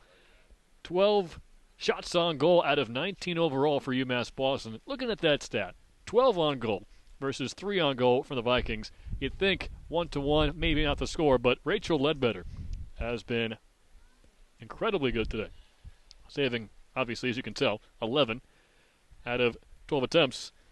And with the 6 UMass Boston corners, most of those picked up in the second half, she's been able to even handle set pieces as well. The question is, does she have a couple more saves in her? Because during the end of regulation, we saw UMass Boston really put on the pressure, certainly with Krista Layden, who maybe wants at least 2 of her chances back. Remember, at the beginning of the game, she had 196 points. She has 1 assist, helping out on that Marina Kelly goal.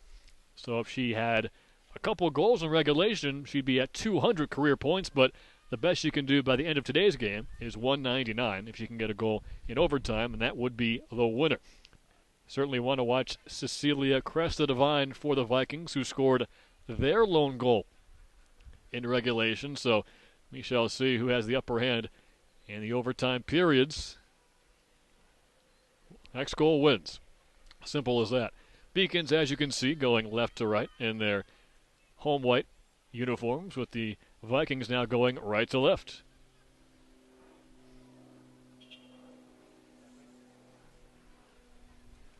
Kickoff of midfield, just about ready to go. We'll see what kind of plays Amy Zombeck has drawn up for her Beacons. Looking to charge in right away, but that pass is deflected away immediately, so they'll reset things. It comes to Brittany Castillo, launching one up ahead. Couldn't find Pugliese, though.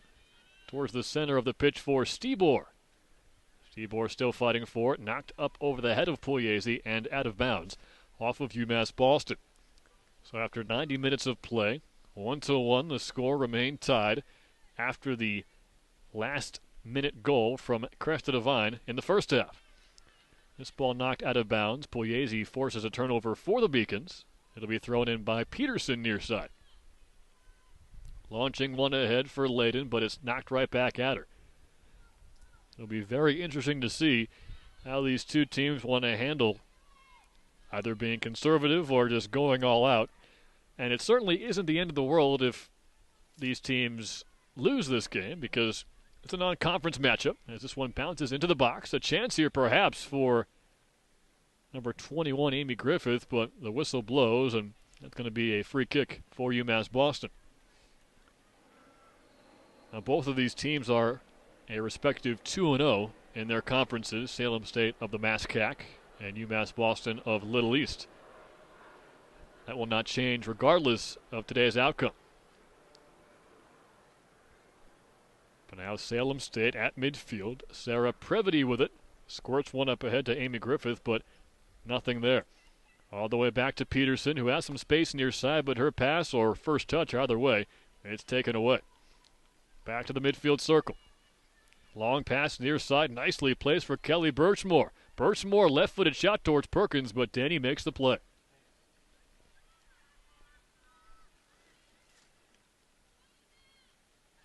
She'll reach back and send one towards midfield for Pugliese. Up ahead, Garufi sprinting after it, but quickly reading the play is Ledbetter, who tracks that one down before Garufi can get there. Just 2 minutes into overtime play, and don't forget, it'll likely be a very quick transition for us, our hardworking crew and facilities management, transitioning to the 7 o'clock game, a volleyball matchup between the women's team here at UMass Boston and Tufts. We'll have the live video and stats available for you right here on beaconsathletics.com.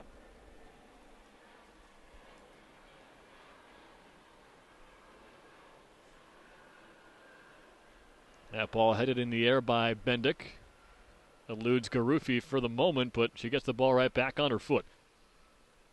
Over to Bendick, who centers one, but it's intercepted by Griffith. A lot of sluggish transition play for both of these squads. You can imagine how tired those legs are out there. Both teams having played very tough games on Saturday. They got Sunday and Monday off, but right back at it in some rough conditions here on Tuesday. The Beacons won't play again until Saturday against Eastern Connecticut. We'll have that broadcast for you here at 1 o'clock on the Beacons Broadcast Network. Might be the same crew. Under 7 minutes left in overtime period number 1. A long ball sent near side, and that's a heck of a long way to go for Pugliese if she can get there, but not quite. It's knocked away by Curley. At midfield is Allison Celia. She'll find her captain, Amy Griffith.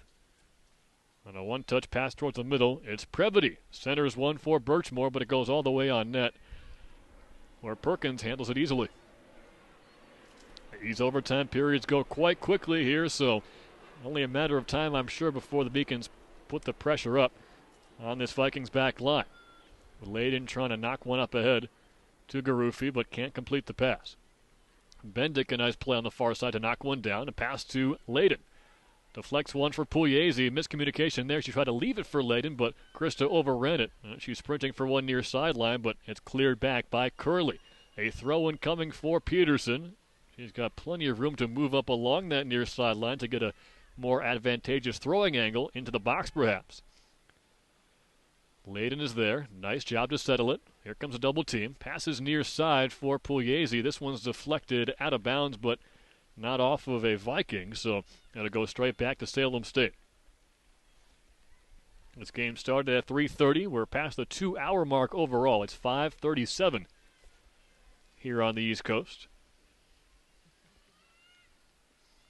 Goal kick comes out towards midfield, but didn't get the best of that kick, Ledbetter. And it's passed near side to Pugliese. A through ball for Layden, but she's shielded off by Curley, who clears away yet again. And Peterson will have a chance to send this one into a dangerous area. 4 minutes, 55 seconds left in overtime period number 1. Next goal wins. It's 1-1. Nice pass inside to Layden. Looking to square this one up. Left-footed pass is deflected back out towards Peterson. Her shot with the left foot bounces towards goal. It's picked up on a hop by Ledbetter.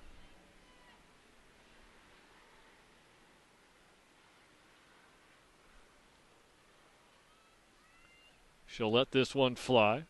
Kara Peters, the closest beacon to it, but it bounces past her all the way to Castillo. Her pass intercepted. Here comes Amy Griffith, 1-on-5, and she'll look near side. Through ball up ahead for Birchmore, but it's taken away by Perkins. Creative pass that time for Griffith. Tough to find out how she saw her teammate Birchmore sprinting behind her. A good effort to free her up, but Perkins was ready for it. Goal kick is taken away. Previty with it now. Turns and looks for a teammate, but Birchmore can't quite get to that one. It's out of bounds for a goal kick. 3 minutes and 50 seconds left now in overtime period number 1. 2 10-minute frames to give these teams a chance to break the 1-1 deadlock. If not, it'll be the third tie for both teams this season. Castillo fighting for it, and she wins the battle.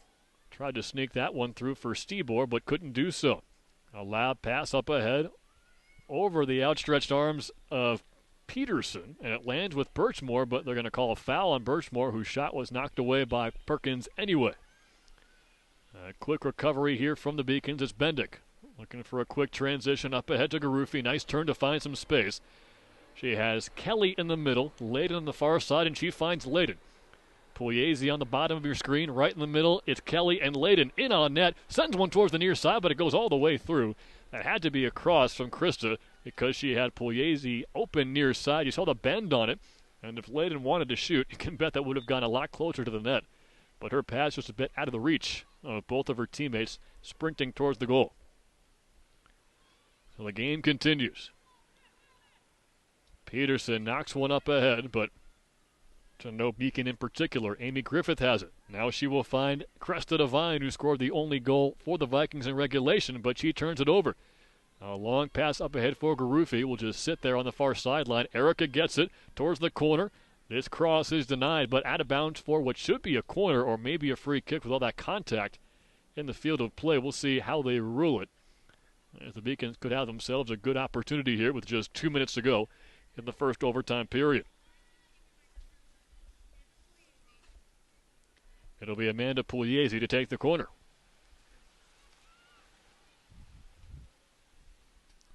All but 3 of her teammates inside the box right now.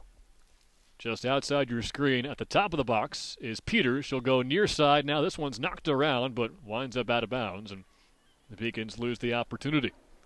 1 minute and 42 seconds left until we hit the halftime of overtime. And overall, just 11 and a half minutes to go in overtime overall. Goal kick comes out towards Kelly. She'll get it right back off a deflection. Finds Garufi up ahead, 3-on-3 if they hurry. Erica Garufi gets taken down from behind inside the penalty box. This should be a penalty shot. In overtime with 1:15 to go in the first half. This is a penalty shot, but it might not be taken by Garufi. She is down and injured as the referee is calling for some help. That was a nasty play. And you can understand the desperation from the Vikings back line. Garufi had both Layden and Kelly, the 2 top goal scorers on the team, wide open for chances in front. And maybe the only option to prevent a goal was for a slide tackle from behind, but that's basic soccer right there. You make a play like that inside the penalty box, that's got to be a penalty every time. And right now, soccer aside, you got to worry about Erica Garufi if she's going to be okay.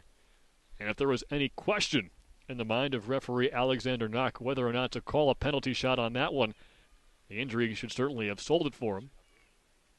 And hopefully, Garufi gets back up. We've seen just how important she's been to the team ever since transferring from Stony Brook last year. 20 games played last season, 4 goals, 3 assists. Second team All-Little East. And now her teammates are going to head back to huddle closer to midfield while Garufi will be helped off the field. She is walking under her own power, but the trainer has her left arm around Garufi. Very good to see that she's able to get up, but now we're going to officially find out what the ruling is. As Nicole McMiniman comes into the ballgame. Looks like Amy Zombeck is having a long word with the head referee. Maybe hoping for a red card or something of that nature. That will be handled later because right now the game is on the line. Crystal Layden, as you might imagine, has been called upon to take the penalty shot. She scored one of these on Saturday, and the team's come from behind win. If she can score a penalty shot here, the Beacons will take home a W. Ledbetter's been so good all afternoon. Can she do it one more? Layden's got an assist already, looking for her 7th goal of the season. For the win, she winds up, and it's saved by Ledbetter. Rebound, Layden is denied again. Unbelievable. Rachel Ledbetter has saved the game for the Salem State Vikings once again. This game's still going. 1 minute left in the first overtime period. And the Vikings celebrating around Ledbetter as if the game had been won. And for all intents and purposes, maybe that's the best I can hope for. Long ball, far sideline. Brooks will knock it away. If you're watching this game and you're not surprised this game's still going on right now, you have not been experiencing Crystal Layden soccer the last 4 years. That was money in the bank, at least it usually is. But she has been snake bitten today. But on that occasion, it was all Ledbetter laying half of the save towards the upper right post.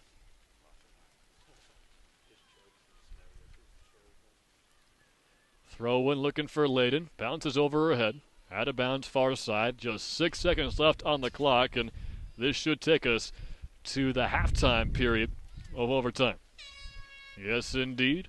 After 90 minutes of regulation, ended in a 1-1 tie. We played 10 more minutes, and still no winner yet. It'll come down to the second overtime period. 10 minutes to decide this one. It could end in a tie or a 2-1 win for either UMass Boston or Salem State. A quick break. We'll be right back with overtime period number 2. Should be just about 2 minutes before we're back underway.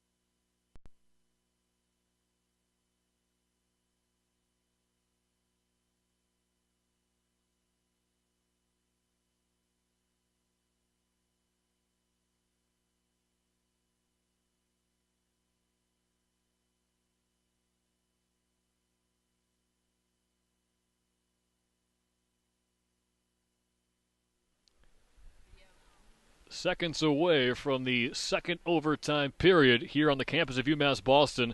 Let's check out the stats after 90 minutes of regulation and 10 minutes of overtime. The Beacons have had a ton of chances, a couple of corners, in fact, in overtime number one. But the big opportunity, of course, the penalty shot. And it came down to the matchup we've been highlighting all game long. Rachel Ledbetter in net, Crystal Layden with the ball on her foot. And Layden couldn't have put it in a better spot, headed for the upper 90, but Ledbetter, as you saw, just laid out and made a heck of a save to keep the game alive for Salem State. There you see the full stats with 14 shots on net for UMass Boston. They've allowed just 5. If you didn't catch the first half or either goal, it was a wonderful opportunity set up by Nicole McMiniman to find Crystal Layden, who found Marina Kelly for an open shot inside the 18 to make it 1-0 Beacons with 10 minutes to go in the first half. But then 5 minutes later, CC Cresta Devine lobbed one toward the net for the Vikings, and Danny Perkins had it go off of her hand, then off of her arm, and it wound up in the back of the net. And that's a big reason why we're still watching a wonderful soccer game here on the Beacons Broadcast Network. 10 minutes to go no matter what. Once that clock hits 0, we pack it up and we go over to the volleyball match where they're taking on Tufts at 7 p.m. You can bet that our wonderful director, Kyle Thibodeau, and our top-notch cameraman, Ryan Augustine, will be there to cover the action at 7 p.m. Long ball comes near side, and closest one to it, Sam Bendick, so she'll get to throw it in. Over the top, looking for Kara Peters, but out of her reach as well. A lot of confusion on the field right now. Players asking whose ball is it and why it's not our ball. As now Peters lobs one to the far side for Pugliese. She couldn't get there. It's taken away by Griffith, but Kelly gets it right back. Kelly up ahead for Layden. McMiniman sprinting towards the box. A cross towards her is knocked right back at Layden, and it winds up on the far sideline. Cleared away at long last by the Vikings. 9 minutes left. Brooks will knock it ahead. A back heel pass towards a dangerous area, but it's taken right back by the Vikings. A freak bounce, and they've got a 2-on-2 chance here. Castillo and Brooks nearly collide. It works out for the Beacons, though, as the ball comes near side for Bendick. Going on a run is McMiniman. The ball comes to Pugliese. Or that's Kelly, rather. She'll knock it right back. It's Bendick. Kelly gets it again. Her pass towards the center of the field is hit right up in the air by Stebor, and it rolls back to Bendick. A whistle blows here. It'll be a free kick for UMass Boston, taken by Castillo, and a back heel on a dead ball by Kelly Birchmore slows things down a bit. Castillo sends one all the way down the pitch over the head of Allison Celia. It winds up with Kelly. She winds up for a desperation shot, and it goes well wide. It's picked up by Ledbetter. Ledbetter should get the game ball if this game remains tied. Certainly if her team can win it. Throw in for the Vikings. 7 minutes and 40 seconds to go in the ballgame. Talked about the quick turnaround from these two teams playing on Saturday. Into here already on Tuesday, but the Beacons don't play again until next Saturday against Eastern Connecticut. Brooks and Curley both fighting for it on the far side. Line centering pass towards the box, knocked away by Peters. And now Brooks has plenty of room. It'll be a free kick anyway for UMass Boston. Here's a long ball towards the middle. Squeaked through onto the far sideline, looking for a centering pass, but a good interception there made by Castillo. Still a chance for the Vikings, though. They had nothing doing in the first overtime period, but plenty of chances here in half number 2, and it looks like they got another opportunity with a free kick coming from maybe 22 yards away. Sam Bendick does not like the call, but this has put the Vikings in quite a good spot. A free kick coming. Kelly Birchmore with it. It'll be 3 Beacons right in front of her to knock down a potential shot.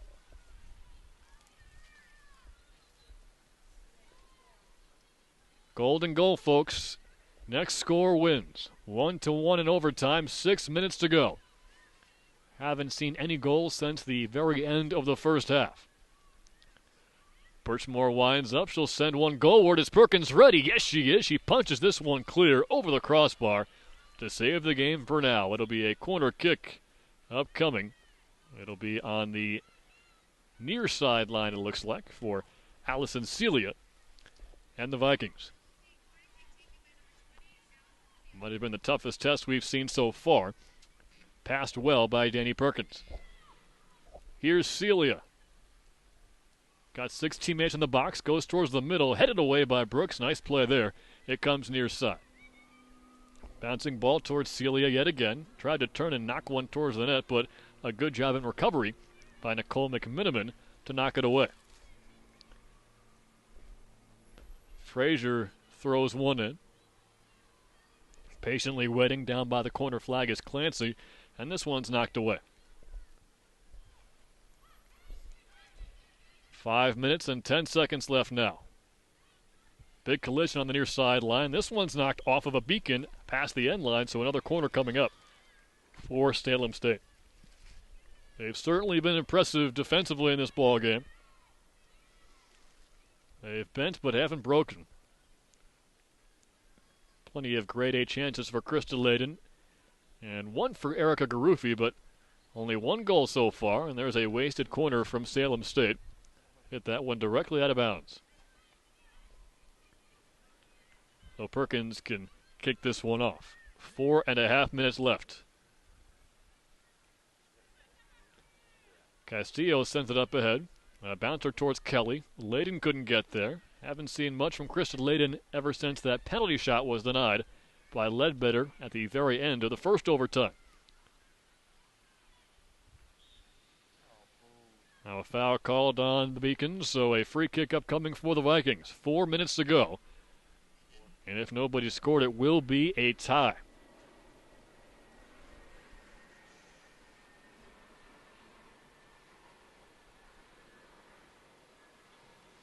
Nearly 2 hours of soccer, and that's just on the game clock. No winner yet. Free kick sent into the top of the box. It was over the head of Kelly, but she recovers and sends it near side. Out of bounds, though.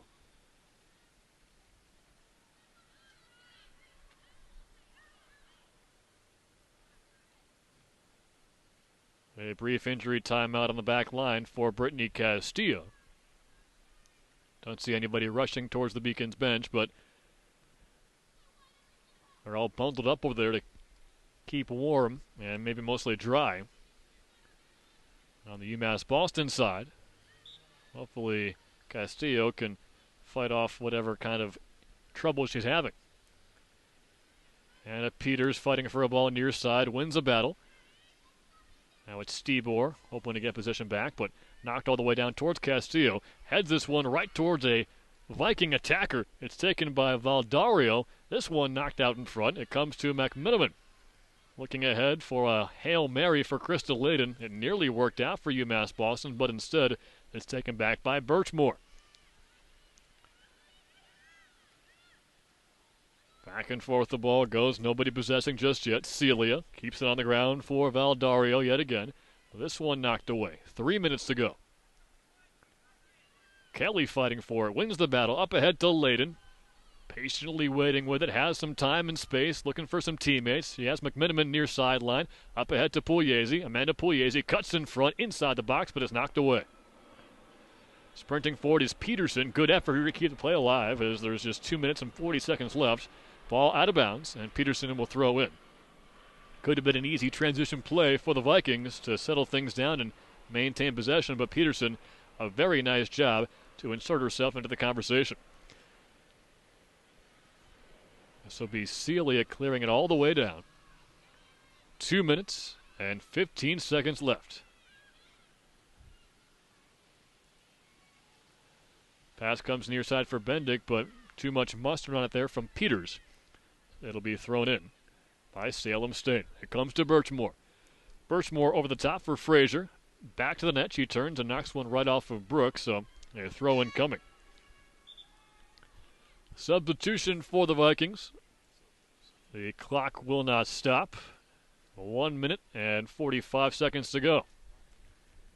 Valdario comes out. And Clancy comes in. Right away gets the ball. Deed up there by McMiniman and Bendick. Had a bounce off of Bendick. And Clancy's throw will go over the top. Headed away by Brooks to the top of the area, though. Clancy had a chance at it, and so did Celia, but it's taken away. A long ball ahead towards Layden. If she can settle, there could be a chance here. She does, and there goes Pugliese, far sideline. Layden gets past one defender. 1 minute and 15 seconds to go. Long ball up ahead for Pugliese, and this one's knocked out of bounds by Krish. 60 seconds left. Beacons will bring everybody up. Castillo's back at midfield, but even Brooks and Bendick up on the attack. Cross toward the middle, a chance, but it's knocked wide. Kelly was there. She had a couple of teammates back behind her, but could never settle that one. That could be the best chance either team will have for the rest of the ball game. 38 seconds to go. Castillo sends one high in the air, looking for McMiniman. And that deflection goes near side, out of bounds. Half a minute to go. Quickly with it, Sam Bendick. Up ahead. Deflected right back at her, so a throw-in coming again. 20 seconds left. Pass comes to Kelly. She's knocked down hard in the box. This could be a penalty, but we'll see. No is the call by Alexander Knock. That was a very hard collision, and Knock had the game in the palm of his hands, but decided play on. And this game will end in a tie. 1 hour and 110 minutes of soccer. And we finish with a 1-1 tie. Both goals coming in the final 10 minutes of half number 1. Kelly scored with 9:23 to go in the first half. 5 minutes later, Cresta Divine tied it up. And in the second half, and in 20 minutes of overtime, no other goals were scored. The play of the game has to be the save made by Rachel Ledbetter on that penalty shot by Layden with just a minute to go in the first overtime. If she had scored, the Beacons would have won 2-1. But instead, they take a tie. They go to 4-2-3 on the year. Salem State 4-1-3 on the season. And both teams remain a perfect 2-0 in their respective conferences. It was the first ever matchup between Salem State and UMass Boston. A pretty good one, although you can bet both teams would have liked to have a little bit more. We'll check out the final stats and final scores from around the league in just a little bit. Our producer working hard to get it done for you as the Beacons and the Vikings finish this game in a 1-1 tie. UMass Boston most definitely had most of the chances in both halves of the overtime, but Salem State once again relying on its defense to stay tight, and you can bet Rachel Ledbetter had one of the better games of her season, getting it done for the Vikings to keep them tied at least. She's allowed just 4 goals in 8 games now. As for Danny Perkins, maybe a goal she wants back, but in the end, the Beacons had enough offensive opportunity to make this a one-sided game, but Ledbetter, and maybe a bit of misfortune, proved to be the difference in a 1-1 tie, as we saw Layden, Kelly, and Garufi have plenty of chances at certain points in the game, but for one reason or another, just one goal. For this pretty potent offense, the Beacons enter this game having scored 1.8 times per game and having allowed just 9 goals in their first 10 games of the year. But even with their 15.1 shots on average per game, they were able to put up 22 in today's game. Most of them on target. But again, anytime they had a golden opportunity, it seemed like Ledbetter would take it away. Again, exactly 14 shots on goal. 7 corners looked like it might give the Beacons a much-needed edge in the end, but they couldn't put anything together in terms of solid set pieces leading to goals. And of course, they've done very well over the years in getting chances off of corners, but today, not too much going for them. 13 fouls for them, 12 for Salem State, and in the end, a pretty well-officiated game by Alexander Knock. And at the end of regulation, we saw a very hard hit on the near sideline on a Beacon inside the box, and the reason I thought it might have been a penalty is because the goaltender, Rachel Ledbetter, put her hands on her head thinking, oh my goodness, did that just happen? Are we going to have a penalty shot? But no. Alexander Knox said, let's play on, and the game ended in a 1-1 tie. Upcoming games, we told you about it a lot already. We've got volleyball at 7 o'clock this evening. But for the Beacons, they're playing against EastCon on Saturday at 1 o'clock. We'll have that for you right here on the Beacons Broadcast Network. Then on Tuesday, October 7th, they'll host Wentworth at 3:30. And then, as we mentioned as well, October 18th, a Saturday, is the Think Pink game right here at Clark Athletic Field. And don't forget, we've also got the 7 o'clock volleyball game coming up soon, and that'll be handled by Kyle Thibodeau and Ryan Augustine, our wonderful broadcast crew, and we'll acknowledge them, of course, all season long. That's about all we got for you tonight, folks. We want to thank Seth Orensky, our producer, Kyle Thibodeau, our director. That's me, Tyler Murray, on the play-by-play, and, of course, Ryan Augustine, a wonderful job on the camera all game long. Final score from Clark Athletic Field, Beacons 1, Vikings 1. Enjoy volleyball. We'll talk to you on the Beacons Broadcast Network from Clark Athletic Field on Saturday for the next soccer game as the Beacons take on Eastern Connecticut.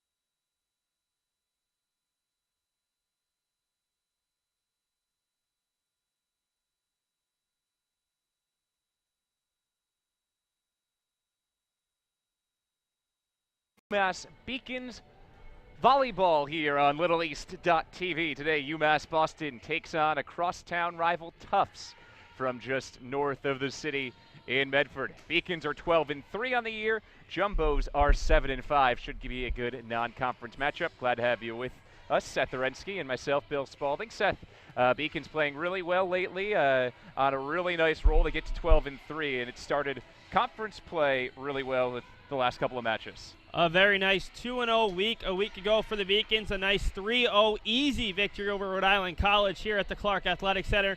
And then a bit more difficult 3-1 victory over Keene State, the Beacons' arch rival in Little East Conference play. And now talking about another rival, this Tufts team, very competitive in the NESCAC. These two teams have faced off a lot as of late. Tufts with the victory a year ago. UMass Boston, a couple of big victories in past years. These two teams love playing against each other in large part because their coaches like each other and they like each other's styles. It's a nice change up from what they normally see in conference play. Both teams have been playing well lately. Beacons have won 11 in a row. Tufts has won 3 of the last 4. And as we take a look at the team statistics, you can see that it's a pretty good matchup between the two sides. Beacons this year have had some success with the kills, and if they can control the serving game, they get the aces. They just need to eliminate some of those service errors. Yeah, let's look at our on-the-year statistics right now. As the Beacons coming in statistically leading in most of those categories, but really the one that stands out to me is the hitting percentage. UMass Boston started the year hitting just around 120, 125. They brought it up close to 200 right now, and that's a number that's continued to go up pretty much with every match. Yeah, defense has been good too. Almost 17 digs and 2 blocks a set as well for the Beacons. They'll need that today against a good Tufts attack led by Haley Hopper, a senior from Carlsbad, California. Take a look at the team leaders here between these two squads. For the Beacons, it's ask for a couple of different players to step up with Patsy Boland out today.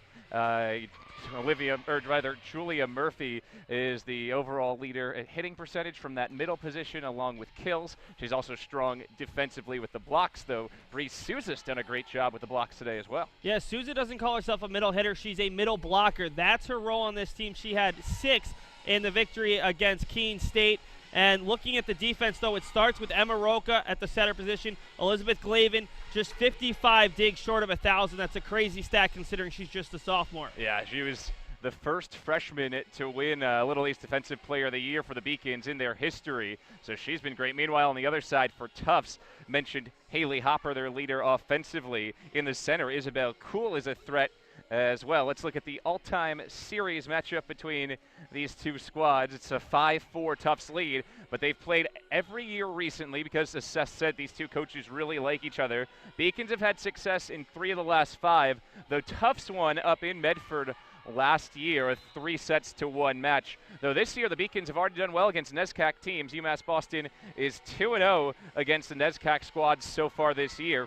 Meanwhile, last time the Beacons were at home, it was a Little East opener against Rhode Island College. Let's take a look back at some of the big plays from that matchup against Rhode Island College.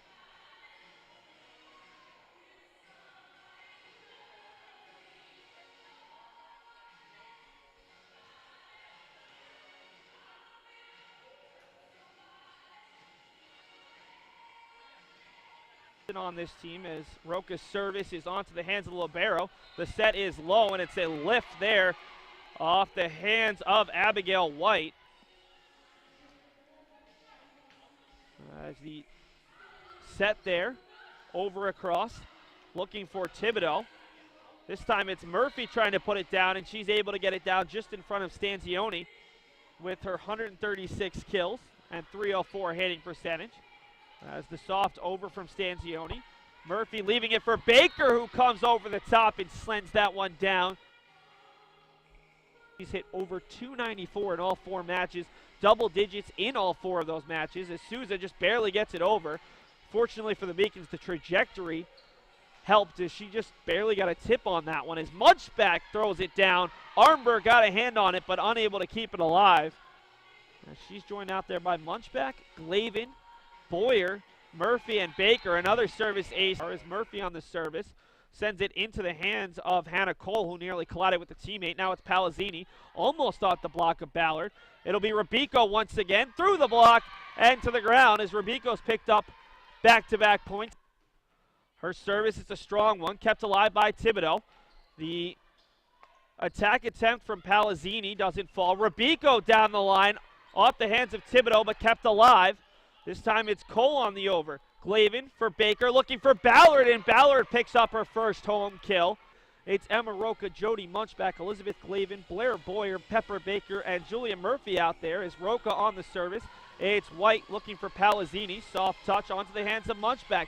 Murphy sends it down, and for the 3rd consecutive set, the Beacons pick up the first point. She towers over the middle hitters of this Rhode Island College team. Also one of the biggest jumpers in the Little East Conference, as Glavin picks up her 4th service ace of the match. On the surface, it's Palazzini. Kept looking for Ballard. White is there. Smith goes over on 2. Now it's Baker over to Glavin, who just got up. White has to dive for it. Stewart over to Malbuff. Over to Brianna Kemp. Casey Kemp, Alex Gibbs. Match point Beacons.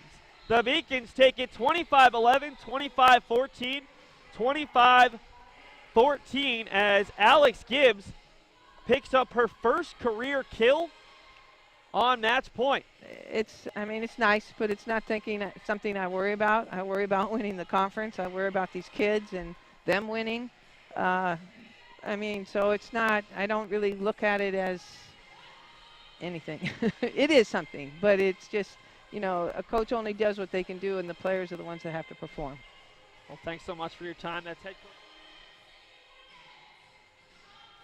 So a fairly routine win the last time the Beacons were here at the Clark against Rhode Island College. Followed it up with a 3-1 road win against Keene State, the squad that has been one of the Beacons' biggest challenges in Little East play, and now back today to take on Tufts out of conference. And one of the players we'll watch today is Pepper Baker, a sophomore.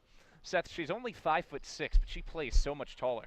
Pepper Baker easily has one of the biggest verticals in not only just the Little East Conference, but probably in all of Division III. At 5'6", she's got to be able to jump high if she's going to play at an elite level. But she's taken her game to another level this year, going from a player who was hitting at a mediocre rate, and I think she'd agree to that. She was still learning, retooling her swing, to an elite player in that she's able to do so much. She plays around the rotation, serving as the second setter, as a above average hitter because of her craftiness. She doesn't hit it hard necessarily, but she finds her places, and her defense has improved as well. Pepper's one of those players who you love to have on your side because she can do so much, and having a player who can play around the rotation gives the Beacons a big benefit when it comes to figuring out their lineup. 12-3 UMass Boston, 7-5 Tufts coming up. We'll have starting lineups, and we'll get underway next on LittleEast.tv. And best college town, UMass Boston, Boston's urban public research university for the 21st century. Let's go Beacons! Let's go Beacons!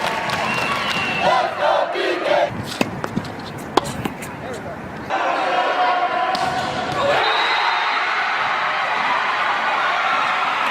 Come on, Jake! As usual, she wins it. A chance in front. Her shot is in the net. Crystal laid it. Yet another goal. Please make a gift to the Beacon Athletic Fund today. We want you on our team.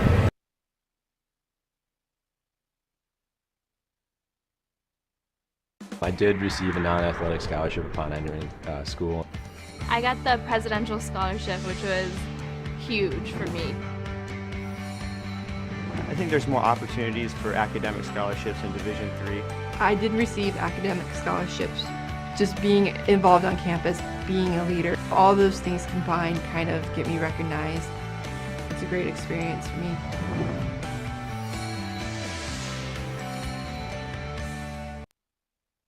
My name is Allie Greenberg. I'm an ice hockey player here. I'm a junior majoring in human services, and I'm part of the Key for Hope Foundation. We recycle the keys and stock food pantries with the money. I wanted to bring this foundation to the athletic department, and I believe we can end hunger starting at UMass Boston. I got started with the Key for Hope Foundation due to my father. He's the one who founded this program. I said, what can I do with a classroom environment giving back? And everybody's got an old key, and keys are made of brass, and brass is a recyclable commodity. And thinking about how many children are in a school system and how far we can go with taking this to do something right for humanity, I started a foundation called Key for Hope, feeding others with the collecting of keys. In 2.5 years, we collected over 500,000 keys. And I'm excited about this whole opportunity because you know what? One key may not seem like much to most people, but when you collect the masses of keys that we've collected, it shows that there is an ability for people to get together and create what I'm considering our hunger fighting opportunity. Division III allows you to give yourself to other things. Having that free time allows me to pursue the things that I want to pursue. Division III athletics affords students the opportunity to, engage in the other interests in their campus and in their lives outside of that sport.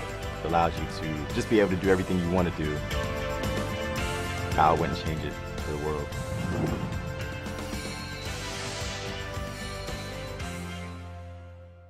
Paris changed my life, and I got there through UMass. Those very specific seminal moments in Paris, the subway. A man in a tuxedo walked in, and a woman in a long gown. And it was stunning. It all hit me. It was like a lightning bolt. There was this world of beauty and style that I wanted to be a part of. That was the beginning of the journey. And that all came through the University of Massachusetts. And that was really a key moment for me. That's one of those moments you never forget.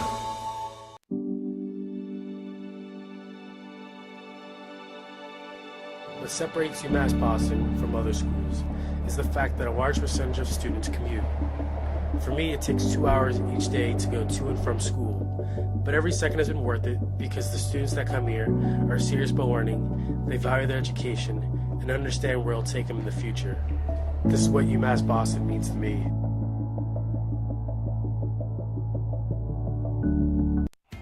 Something I discovered in myself is that if I have a goal, I can accomplish it.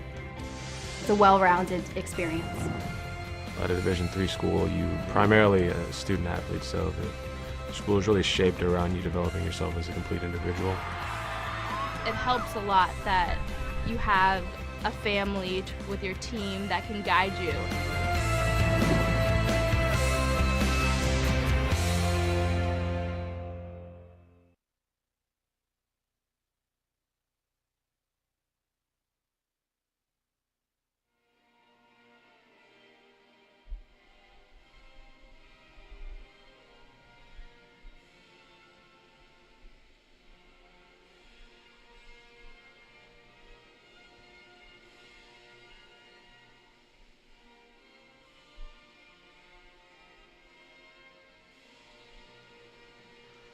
With Seth Orensky, Bill Spalding back here at the Clark Athletic Center as we approach the start of this non-conference matchup between the 12-3 Beacons and the Tufts Jumbos 7-5 out of the NESCAC, where they're 2-1 in conference play. Your officials today, Jeff Zinchuk is the first referee, Denise Bellinger the second referee, line judges David Hernandez and Anna Grimm. And now we'll check the starting lineup for the Tufts Jumbos. You'll notice Haley Hopper, their leading hitter, is not in the starting lineup today. So look at Maddie Coopy, who wears number 12. Coopy, the next best hitter on this Tufts squad. And now let's take a look. We'll let the Beacons players themselves introduce the starting lineup. Hello, I'm Pepper Baker. I'm a sophomore setter from the oh-so-classy Tallahassee, Florida, and I went to Leon High School. Hi, I'm Bree Souza. I'm a junior middle blocker from Swansea, Massachusetts. Hi, my name is Blair Boyer. I'm a junior hitter from Encinitas, California. Hi, I'm Julia Murphy. I'm a sophomore hitter from Canton, Massachusetts. Hi, my name is Emma Roca, and I'm a junior setter from Boynton Beach, Florida, and I went to Pope John Paul II High School. I'm Elizabeth Glavin, sophomore libero from Edina, Minnesota. Hi, I'm Jody Munchback. I'm a sophomore hitter from Dedham, Massachusetts. Beacons in white, Tufts in the brown, and we're underway here in a non-conference matchup on this Tuesday night. First swing coming for the Jumbos, and a kill right down the heart in the center there. First swing, first kill for Mary Maccabee, a sophomore from River Edge, New Jersey.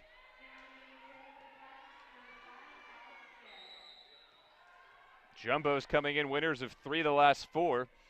Beat Connecticut College and Framingham State last time out. Chance for the Beacons to get a swing. Instead, Glavin has to dump it over.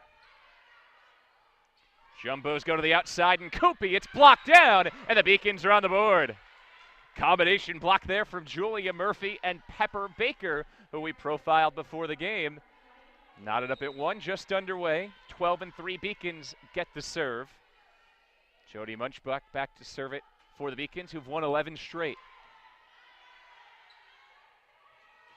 The opposite knocks it down. Sarah Wojciechowski, sophomore from Wellesley, Mass, makes it 2-1 Tufts.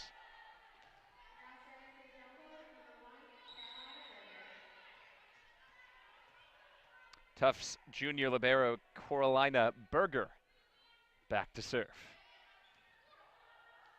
Beacon set it to the center, and Murphy puts it down. Sophomore Julia Murphy gets the kill, her 154th of the year to lead the Beacons. She was the Little East Offensive Player of the Year as a freshman, ECAC All New England as well last year. And this year she's picked right up where she left off. She has 28 aces on the year, and that's another tough serve. Jumbos get a swing off the block and down.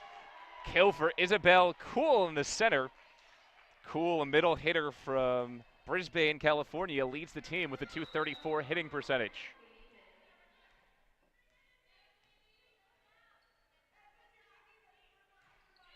We've traded the first 5 points so far.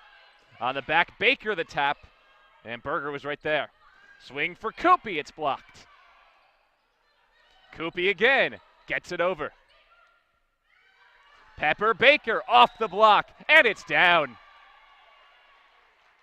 Isabel Cool slid over there, had some help from Koopy. The Jumbos are the first team to win back-to-back points in this match. Tufts 7-5. Jumbos are already 2-1 in NESCAC play. Beacons 12-3. They're already 2-0 in the Little East.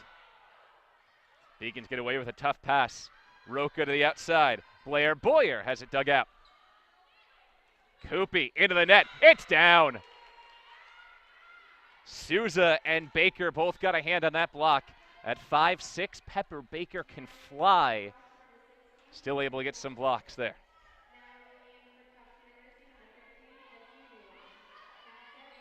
UMass Boston has won 2 in a row in the NCAA East Regionals to make it to the NCAA Finals. 3 of the last 4 years, they've been the East Region champs as well. They've dominated the Little East over that stretch with 4 straight wins as that service is out from Pepper Baker. The Beacons favored to win another Little East championship this year. Under the tutelage of Terry Condon in her 10th season and co-head coach Mike Houlihan in his 2nd year.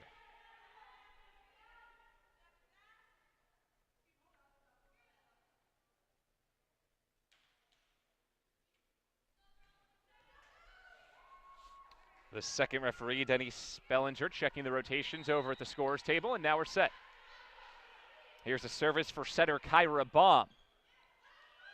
Baker sets it up. Kirsten Morrison off the bench has it dug. Beacons get a block on it. Baker just plays a free ball over. And somehow it falls. That was definitely not Pepper Baker's biggest swing by any stretch, but the Beacons drop it into the center of that jumbo defense and end a 2-0 run.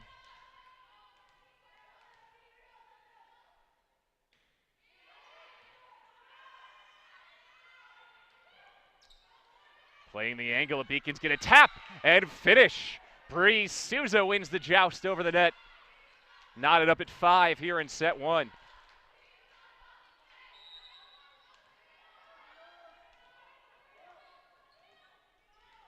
Cora Thompson, the head coach for the Tufts Jumbos in her 13th season. She's good friends with Terry Condon, the Beacons head coach.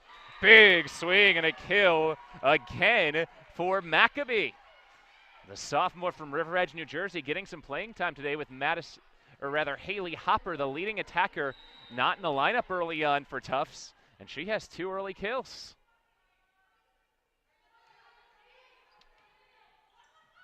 Baker sets it up. Munchbach the swing, and it's deflected, and the Beacons get the point as Tufts goes into the net. Jumbo's into the net, so we're knotted up at 6 early on. Seesaw action early. Beacons are hitting at 189 this year, and they're only allowing opponents to hit at 086. That's a huge difference. A big reason why UMass is 12-3 on the year. Battle at the net, and Murphy wins that one. Second kill for Julia Murphy today. 153 through the Beacons' first 15 matches. Maccabee off the block, and that's a point for Tufts. 3 early kills for Mary Maccabee. Here comes the service for Sarah Wojciechowski. Wojciechowski is more of a defensive specialist, but she already has 1 kill today. Now a strong service. Baker the set to the center. Munchbach has it blocked, and the point to the Jumbos. That's Elizabeth Ahrens, a sophomore from Richmond, Virginia, 6'1", with her first block of the match.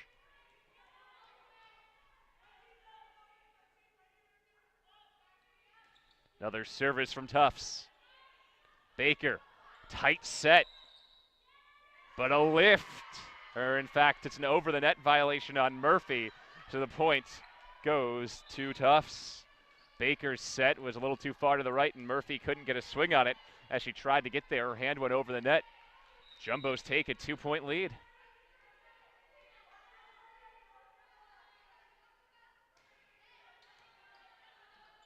Set to Murphy. Played back by Coopy. Swing and a stuff block. Kirsten Morrison says no way and denies Maccabee there. First block for Morrison, a senior who also plays in the basketball team here at UMass Boston. Second team All Little East last year for Morrison. She was Little East Rookie of the Year 3 years back for the Beacons. Setter Emma Roca, junior from Boynton Beach, Florida, plays the service. That's a beautiful kill by Katie Kim. The freshman from Santa Barbara, California, went diagonal and slammed it down. Tufts still holds a 2-point lead here in this first set. UMass Boston's won 11 in a row. Beacons are 2-0 this year against NESCAC teams. Wins over Williams and Middlebury this season. Great play by Glavin on the dig. Swing for the Jumbos, and it's out. Kim got too much on it, tried to play it off the block. Point to the Beacons there on that attack error.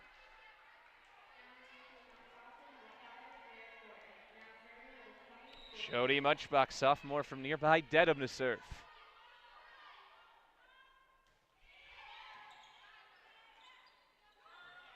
Swing and a block once again.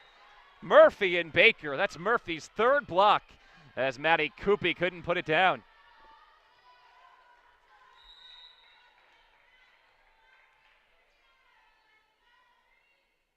Beacons are looking really strong defensively early, and that's a beautiful serve by Munchbach.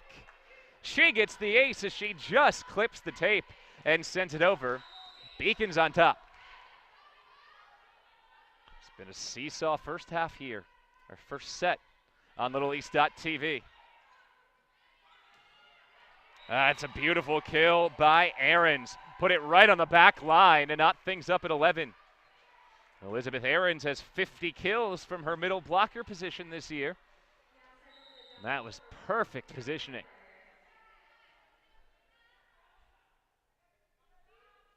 Nope, at 11-all. Here's the service. Glavin with a tough return. And now Glavin just dumps it over. Swing for Koopy. Glavin a dig. Battle at the net. Murphy gets it up, and Glavin puts it over. Kim, and Glavin another dig. 3 digs on the point for Glavin.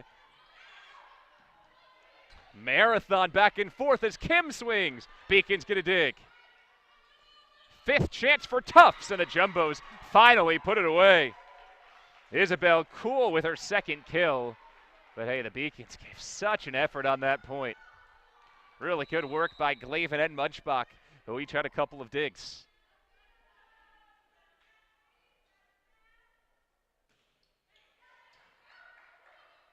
Set to Murphy. She's got the kill.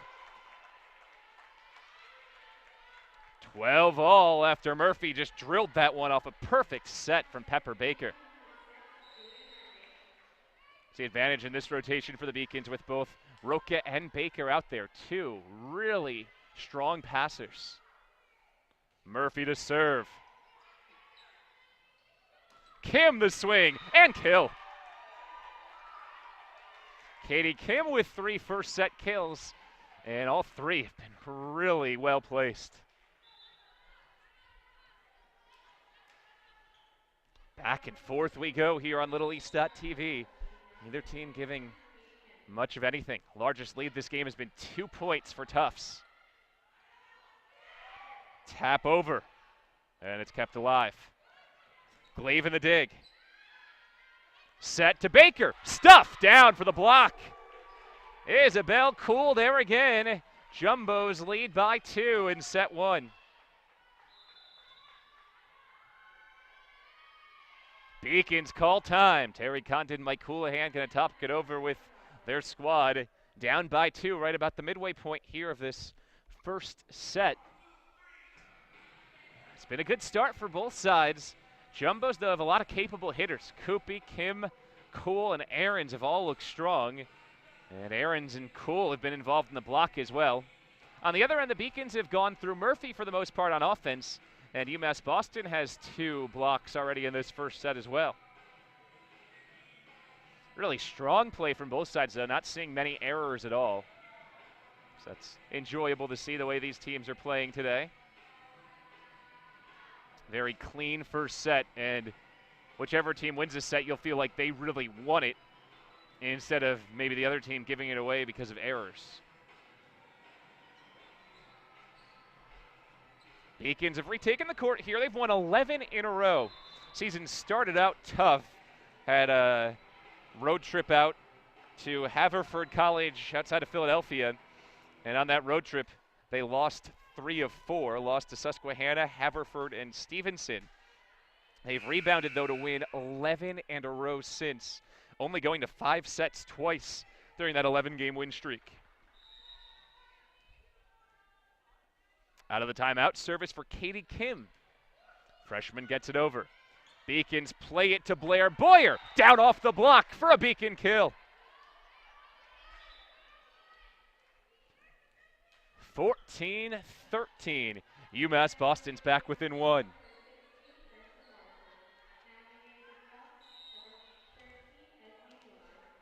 Here's Pepper Baker, sophomore from Tallahassee, who really broke onto the scene last year during the Little East tournament. Off the block, Baker keeps it up. Munchbach hustles after it. The Beacons get it over. Killed on the second trigger by Isabel Cool. Her 3rd kill. She got all of that one. Jumbo's lead is 2 again.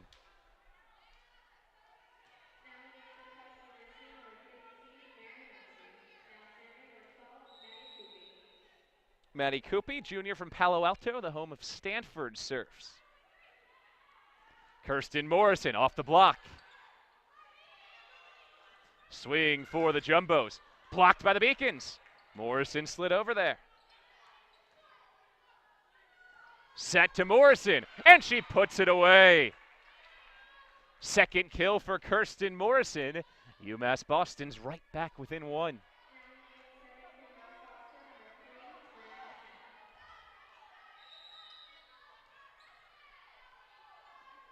Brianna Kemp, freshman from Red Bluff, California, to serve.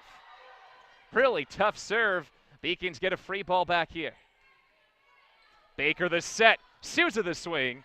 It's dug out by Koopy. Big swing and finish from Mary Maccabee. Tufts up 2 again. Maccabee has 4 first set kills.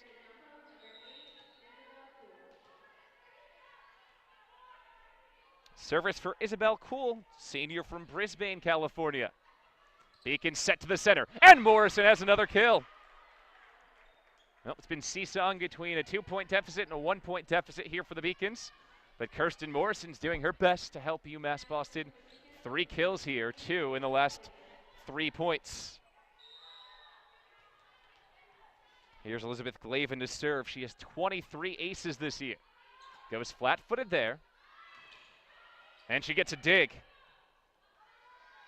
Munchbach gets the kill and ties things up.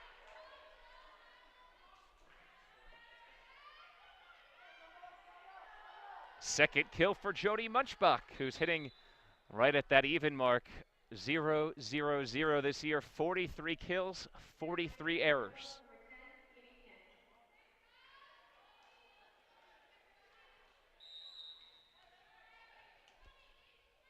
Glavin to serve again.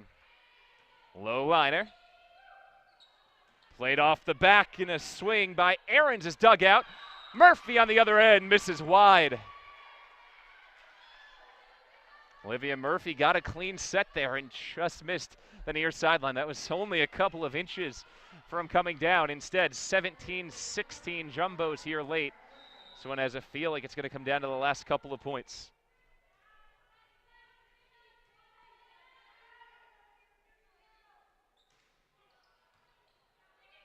Murphy wants it. She's got it. 17 all.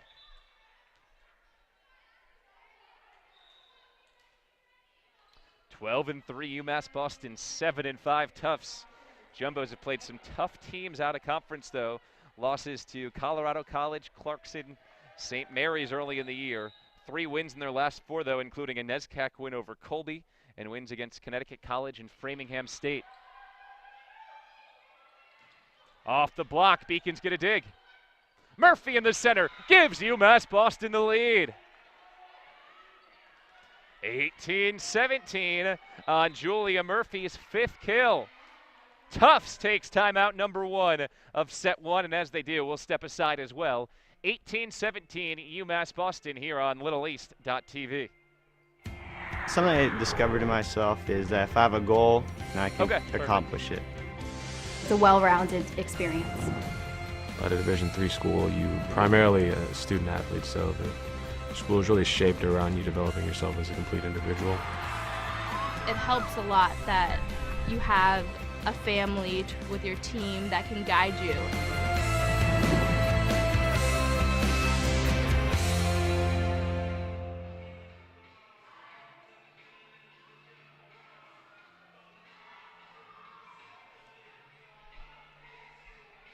Beacons lead 18-17 deep into set 1 against the Tufts Jumbos out of the NESCAC.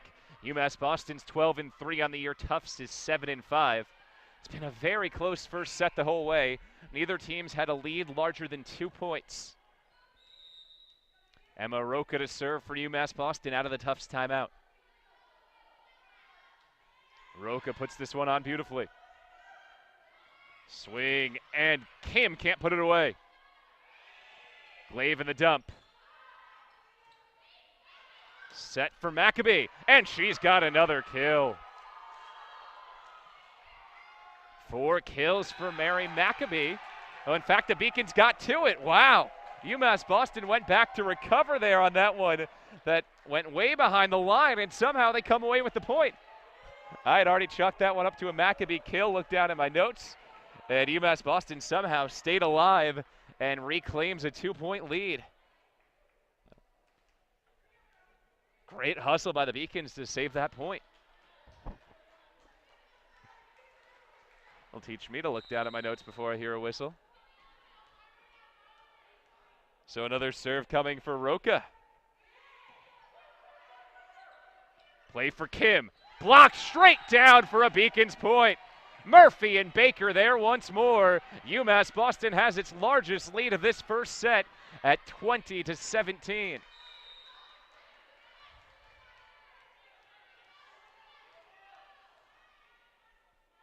Broke on a nice service run. Puts another one down. In the center, Maccabee stuffed. Baker and Murphy are there again. Timeout Tufts as UMass Boston is on a 3-0 run.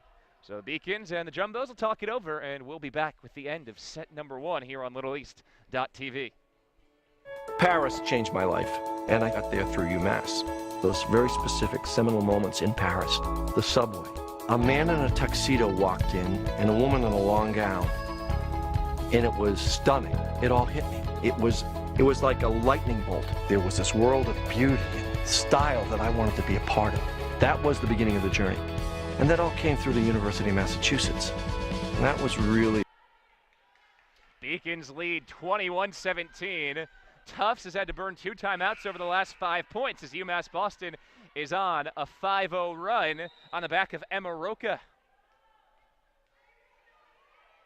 4 points away from a set 1 win for UMass Boston. They were down 16-14, but have won 7, make it 8 of the last 9 points. Just a passing error there by the Jumbos. Beacon starting to put this first set away.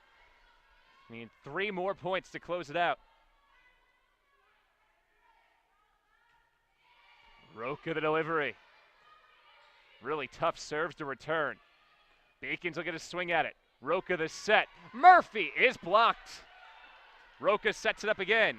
Here's Munchbach off the block and down for the kill. 23-17 UMass Boston. Beacons have scored 7 points in a row and 9 of the last 10. Seems like it just took the Beacons a while to warm up in this first set. They are clicking now. Roca goes with the float serve. Kim gets a swing. Glaven's there for the dig. Murphy in the center. She puts it away, and it is set point UMass Boston. From 16-14 down to 24-17. 8 set points for the Beacons coming here.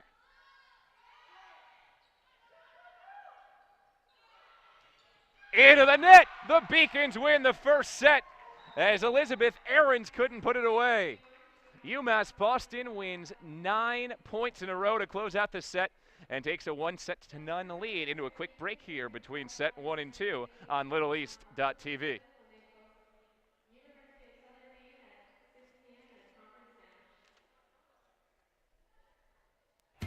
Something I discovered in myself is that if I have a goal, then I can accomplish it. It's a well-rounded experience. At a Division III school, you primarily a student athlete, so the school is really shaped around you developing yourself as a complete individual. It helps a lot that you have a family with your team that can guide you.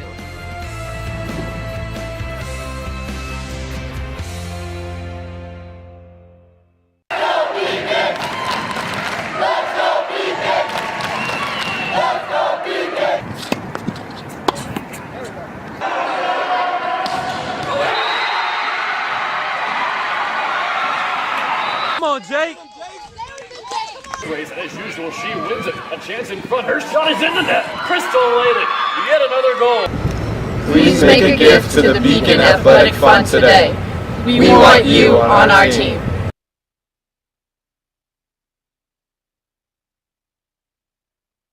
The University of Massachusetts Boston. It's just minutes from downtown, and the Princeton Review calls it one of the best values in the country.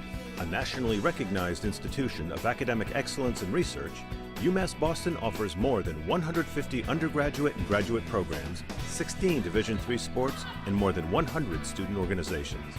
To learn more about the opportunities waiting for you at UMass Boston, visit in person or online. UMass Boston, a research university with a teaching soul. Beacons win set 1 at 25-17. UMass Boston really dominates, winning the last 9 points. Let's take a look around Beaconville Here, tough day today on the soccer pitch for the women's soccer team, a draw. Meanwhile, men's soccer traveled to Bridgewater State as well. Later on, we will see the women's tennis team play tomorrow. Women's tennis hits the road. Volleyball also is on the road coming up on Friday. They'll travel to Wellesley College. Great first set for the Beacons. They score 9 in a row to close things off. We're rejoined by Seth Arensky up here in the Beacons broadcast booth. Seth, a really hot finish there for UMass Boston, and a big part of it was the block. A big part of it was the block, but Bill, it's not often you talk about 1 point deciding a set, and the point that Tufts thought was theirs after the ball came off the hands of Brianna Kemp, off of the basket. Tufts stopped playing the points. Their coaches celebrated. Their players celebrated. When that point went UMass Boston's way, Tufts stopped talking. Tufts stopped cheering, and they've been very loud. Well, I'll be honest with you, Seth, that point fooled us up here in the booth as well. We were already looking down at our notes, and all of a sudden, point goes the other way for the Beacons. But you're right, that led to a 9-0 run, and all of a sudden seemed to get the Beacons sparked. We'll see, though. You mentioned Tufts and their body language. See what Coach Thompson's been able to do between sets here. She did have to burn through 2 timeouts at the end of that first set, and that didn't stop the Beacons' run. Yeah, the Beacons just took so much momentum from it, and even the Beacons players weren't sure about it. The only people completely confident were the Beacons coaches, who were screaming, keep playing the point. And then on that free ball, the ball nearly landed out of bounds. So all that potentially deflation of the Tufts sails nearly didn't happen if the Beacons hadn't been able to do it. Yes, the Beacons have been extremely strong hitting the ball, but you mentioned in the pregame, I can confirm it, Haley Hopper is not dressed for today's game, and that's going to take a lot away from this Tufts team, not having their top hitter against the Beacons block that only has been phenomenal in this first set, but it's been phenomenal for most of the season. Carolina Berger gets us going in set 2, and Murphy starts just as she did in set 1. It's 6 kills now for Julia Murphy. 6 kills, hitting over 500. That's what Murphy can do, and she needs to carry a little bit more of the hitting responsibilities with bowling out. She's a player who can hit 400 for a match consistently. Swing the other way. That's a dig off the roof, and the Beacons can't keep this one alive, though Tufts was ready for it this time. Didn't celebrate till it hit the ground after Cool's kill. Yeah, I think that Tufts has learned their lesson, and that's something you see it in baseball very often, where you have to talk over what's in play, what's out of play. Volleyball, you do the same thing. They just may have forgotten about that one thing, as that's a tough break for UMass Boston. There's an ace right there, beautifully struck by Alex Garrett, a freshman from Allendale, New Jersey.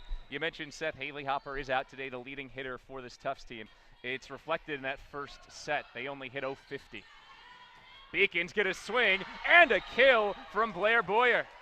And that's a tough one, as Alex Garrett took that one to the face off the attempted dig. UMass Boston on this side hit 269, a very strong first set for the Beacons. Second kill for Boyer, who's a junior from Encinitas, California. Murphy's service is long. Well, she'll win you a lot of points from back there. She has 28 aces on the year, but that one she caught a little too flush. Yeah, and that's been a problem for the Beacons for most of the season. A lot of service errors. What they've done well in this 11-game winning streak is to commit those service errors at points in the match where it doesn't matter quite as much. That's only the second service error today for UMass Boston, as again, Boyer gets a swing, Berger the dig. Kim from the back is blocked. Maccabee is stuffed, but it's out. Point to Tufts. Good start for the Jumbos to bounce back after the Beacons scored 9 in a row to close out set 1. And it's interesting, with the injury to Hopper, the Beacons coaching staff was definitely expecting Hopper to play. I talked to Blair Boyer before the match. She's actually quite good friends with Hopper. They went to the same high school out in California, La Costa Canyon High School, and their parents are very good friends, so they'll normally see each other over break. Blair a junior, Hopper a senior, so they're very familiar with each other playing at the college level. Put away from the back line by Maddie Coopy, another Californian out of Palo Alto. I'm sure Munchbach will catch up with her friend after the game, but hey, knowing the type of player that Hopper is, she might be, or rather Blair Boyer, might be happy she's not seen her former high school teammate across the court there. Really good serve, and Tufts is on a run here. 6-2 Jumbos, as the Beacons couldn't return that one. That's 5 points in a row for Tufts. Well, this Tufts team, always a tough out for the Beacons, a very competitive squad. Tough set somehow gets over the net. Just a touch by Bree Souza. Roca sets this one. Baker the swing and kill right on the back line. And we talked about Pepper in the pregame. Loves to describe herself as a crafty hitter. That time she actually brought the heat. And going cross court, she's so small, a lot of teams don't expect her to be able to go over the block, so she finds another way around it. Again, 5'6", but she's hitting .212 this year. Her service into the net, and that is an area where she's still working on service accuracy. It's her second service error after her second kill. Meanwhile, Tufts has been consistent with the serves, just one ace, but they've gotten every single service inbounds. Baker sets, Souza's blocked. Beacons keep it up. Morrison gets it over. Kim mishits it, and the Beacons get a lucky break there as it's a relatively routine pass for Kim, and she made the error. Yeah, Katie Kim is switching in and out with Esme Newland, the junior and a freshman, but both players have looked a bit tentative. That might be the position that Hopper normally plays, as those two players both have made some critical mistakes, at least here in the early going. Maccabee off the block and down. She's been rolling early today. Maccabee with 5 kills now, and she's a player who wasn't even in their top 5 coming in. Well, with Hopper out, someone's got to pick up the slack, and she's done a nice job of, if she's going to hit it into the block, at least hitting it hard enough where the Beacons' hands can't quite get there in time. Baker sets, Morrison swings. Berger there. Kim from the back, it's off the block. Munchbach is long with it.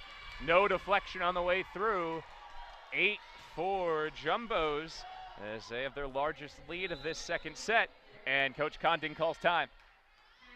Well, the Beacons, Seth, were able to rattle off a 9-point run last time out. We'll see when we come back if they can do something like that again, down 9-4 here on LittleEast.tv. Division III allows you to give yourself to other things. Having that free time allows me to pursue the things that I want to pursue. Division III athletics affords students the opportunity to, engage in the other interests in their campus and in their lives outside of that sport. It allows you to just be able to do everything you want to do. I wouldn't change it for the world.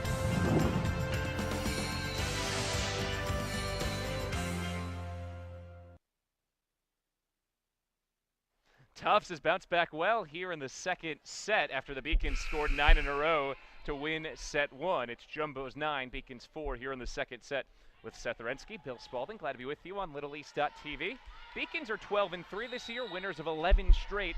Jumbos are 7-5, winners of 3 of 4. Tufts service is a tough one to return. Big dig by Kemp. Glavin just dumps it. Kim a swing, and Glavin the dig. Munchbach just out. That was close in the back corner. And Jody Munchbach is another one of those players who completely retooled her swing coming into high school, into her sophomore year. It's been a 2-year process. Still not quite there yet, but her defense is why she's consistently in the lineup. She returns the service. Baker the set. Munchbach the swing, off the block, and it's down.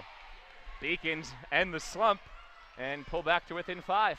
And Bill, I think one thing you see is sometimes setters have special relationships where they're hitters on and off the court where they might go to a certain player a little bit more often. Baker and Munchbach, a pair of sophomores who are good friends. More often than not, you're going to see Pepper go a little bit more to Munchbach than maybe Emma Roca when Roca's on the floor. First set was very clean. That's the 3rd service error of set 2 for the Beacons, which has just opened the door even more here for the Jumbos, who lead 11-5. Tufts still does not have a service error today as this one comes over cleanly. Morrison gets it over. Over the block, Glavin a diving dig. Miss service. He can somehow get it over. That was athletic play by Murphy. Baker sets it up. Munchbach still not put away. Free ball for the Beacons. Murphy gets a touch and it's over. Couple mishits for the Beacons in that string of points. And they had Tufts scrambling all along but could never finish. I think this is the kind of volleyball Tufts wants to play, some longer points. The Beacons know they can get quick points when they go to Julia Murphy, but it's the longer the points go, the Beacons with some inexperience in the lineup right now, and that's showing. Murphy has 6 kills today for the Beacons. Here's Morrison. She has a kill. Kirsten Morrison is never a textbook-looking swing, but she finds a way to get it done. Yeah, Morrison's most effective coming through the middle, but she can also do really well on the outside because not only is she so powerful, but she's a player who's really taken a lot of the lessons Terry Condon and Mike Houlihan have given her and taken them to heart. And also plays on the basketball team here at UMass Boston, where she's been all conference in both sports. Murphy gets a touch and gets it over. That was a tight set, and she somehow adjusted. Well, Murphy's got those extendo arms where she can reach a little bit farther, and sometimes she can bring it back and just punch it. She's one of those players who will get you kills in every single kind of way. You're at some kind of wingspan. If she's standing straight up, her arms can go down below her knees, it looks like. Murphy gets a touch, and it's out off the block. Give the point to the Jumbos. They continue to keep a comfortable lead here in this second set. And this is the response that Cora Thompson wanted out of her team. Rather than giving up after a tough loss in the first set, they've come out strong. Both of these teams without top hitters. Haley Hopper for Tufts. The Beacons, though, without Patsy Bowen, and that's definitely taking an emotional toll on them as they're going to face a really tough stretch these next 2 weeks. Swing from Munchback. And Tufts gets the point as the Beacons go into the net. Well, you mentioned that stretch upcoming for UMass Boston. Fortunately, most of it is here at home, outside of the non-conference game on Friday against Wellesley. Then it's a conference game against Southern Maine before the Beacon Invitational. Trine University, Emerson College, Roger Williams, Colby Sawyer, before the Beacons go into the NESCAC again and play Bowdoin. That's the next 2 weeks, and that's an intense 2 weeks as UMass Boston gets a point here. I mean, when you talk about the top teams in New England, right off the top of the bat, Tufts, Wellesley, Bowdoin, even Roger Williams, all have made the NCAA tournament in the past couple of years, and Trine out of Indiana is no team to sleep on. They have a very strong record this year. That's off the antenna and out, so give the point to the Beacons on Koopy's swing. You just count the games between now and then, because the Bowdoin game is 2 weeks from today. So between today and that Bowdoin game, as the service is into the net for the fourth Beacons error, that's 8 matches over the next 14 days for UMass Boston, and likely all of them will come without Patsy Boland. Yep, and the Beacons are hoping to have Boland back after that UMass Dartmouth match, which is the one after Bowdoin. But UMass Boston would love to come away with a lot of wins in that span. Beacons have won 11 in a row. Here's a swing, big dig. Glavin somehow gets it over the net. Set to the center, and Cool's blocked. Beacons scrambling and winning the point. They were playing defense all point long. A quick set to Murphy, and she has her 7th kill. Yeah, we talk about Julia Murphy being able to do things that are and Pepper Baker doing things out of the realm of plausibility. How Elizabeth Glavin was able to get that ball over the net is beyond me. Service for Murphy. That's a good one. Cool off the block. Beacons keep it alive. Koopy. Swing for Baker. It's a lift. In fact, a double contact is the official call. Give the point to Tufts. 16-10. If the Beacons are going to make a run, need to make it soon. Yeah, the Beacons have been very good in second sets this year, as they had lost just 3 second sets all season long. But the way the Beacons are playing in this one, it looks like Tufts is going to even it up at 1-1. Timeout UMass Boston. We'll be back for the rest of this second set next on LittleEast.tv.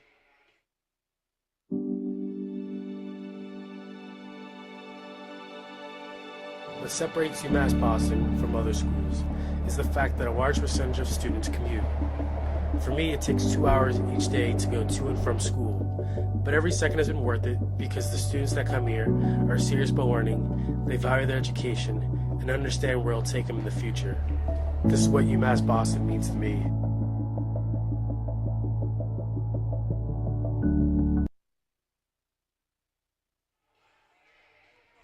Julia Murphy leads the way so far for the Beacons here. 9 kills as UMass Boston leads 1-0. But in set 2, Tufts has come back strong. 16-10, the Jumbos lead. And Seth, they've had at least a 6-point lead since they stretched it out to 9-3 in this set. Well, and Tufts was leading most of the way in that first set until that play that changed the course of the set, or at least really took a lot of wind out of Tufts' sails. Tufts was leading or tied in most of that first set. They've been the better team today. It just doesn't necessarily show on the scoreboard yet. And Tufts takes a 17-10 lead off the return error. Beacons played a very clean first set, won 9 points in a row after that play you talked about to go on a run and close out that first set. Here in the second set, though, it's been full of errors. Baker, huge swing and kill. She just walked on air there to get up to that one. Yeah, and that's what Baker's capable of doing. Bill, if you're the Beacons right now, you not only try to get back into the set, but at least you try to build some momentum.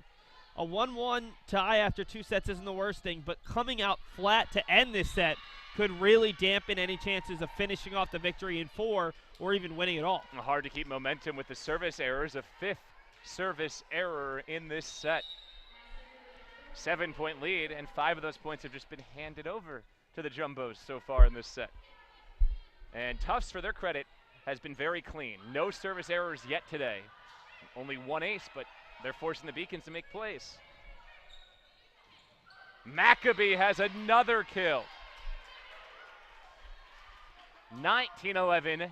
The Jumbos' lead is 8. That's Maccabee's 7th finish.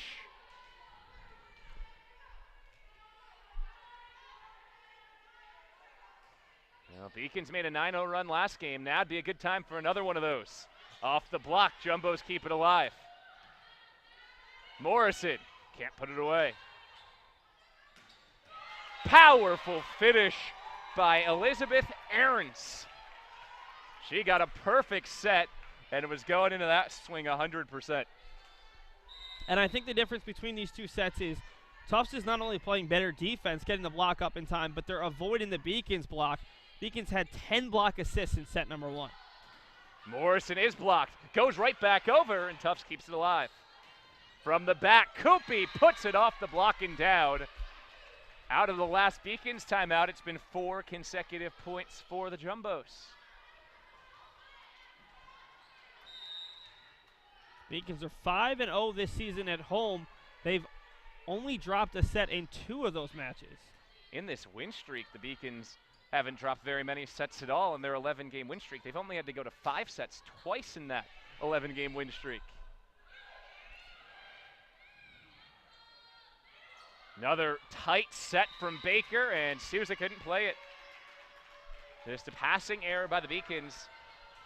The errors have completely piled up on them in set 2 after a set 1 where the Beacons only were credited with 5 total errors.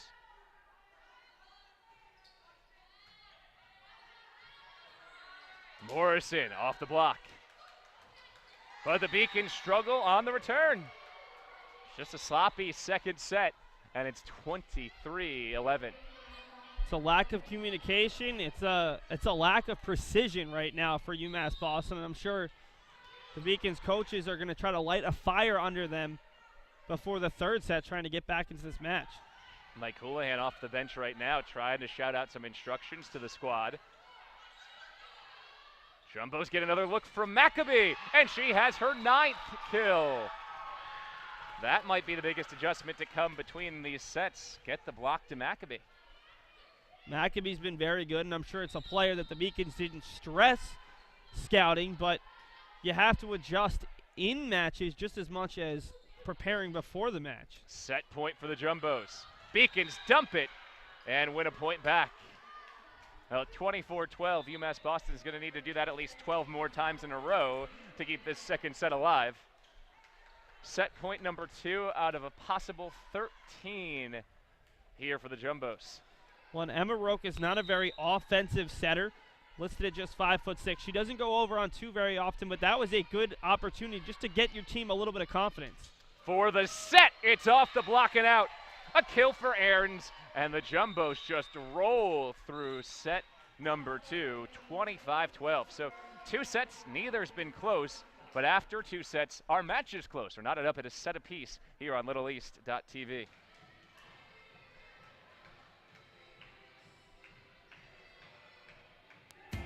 Something I discovered in myself is that if I have a goal, I can accomplish it. It's a well-rounded experience. At a Division III school, you primarily a student athlete, so the school is really shaped around you developing yourself as a complete individual. It helps a lot that you have a family with your team that can guide you.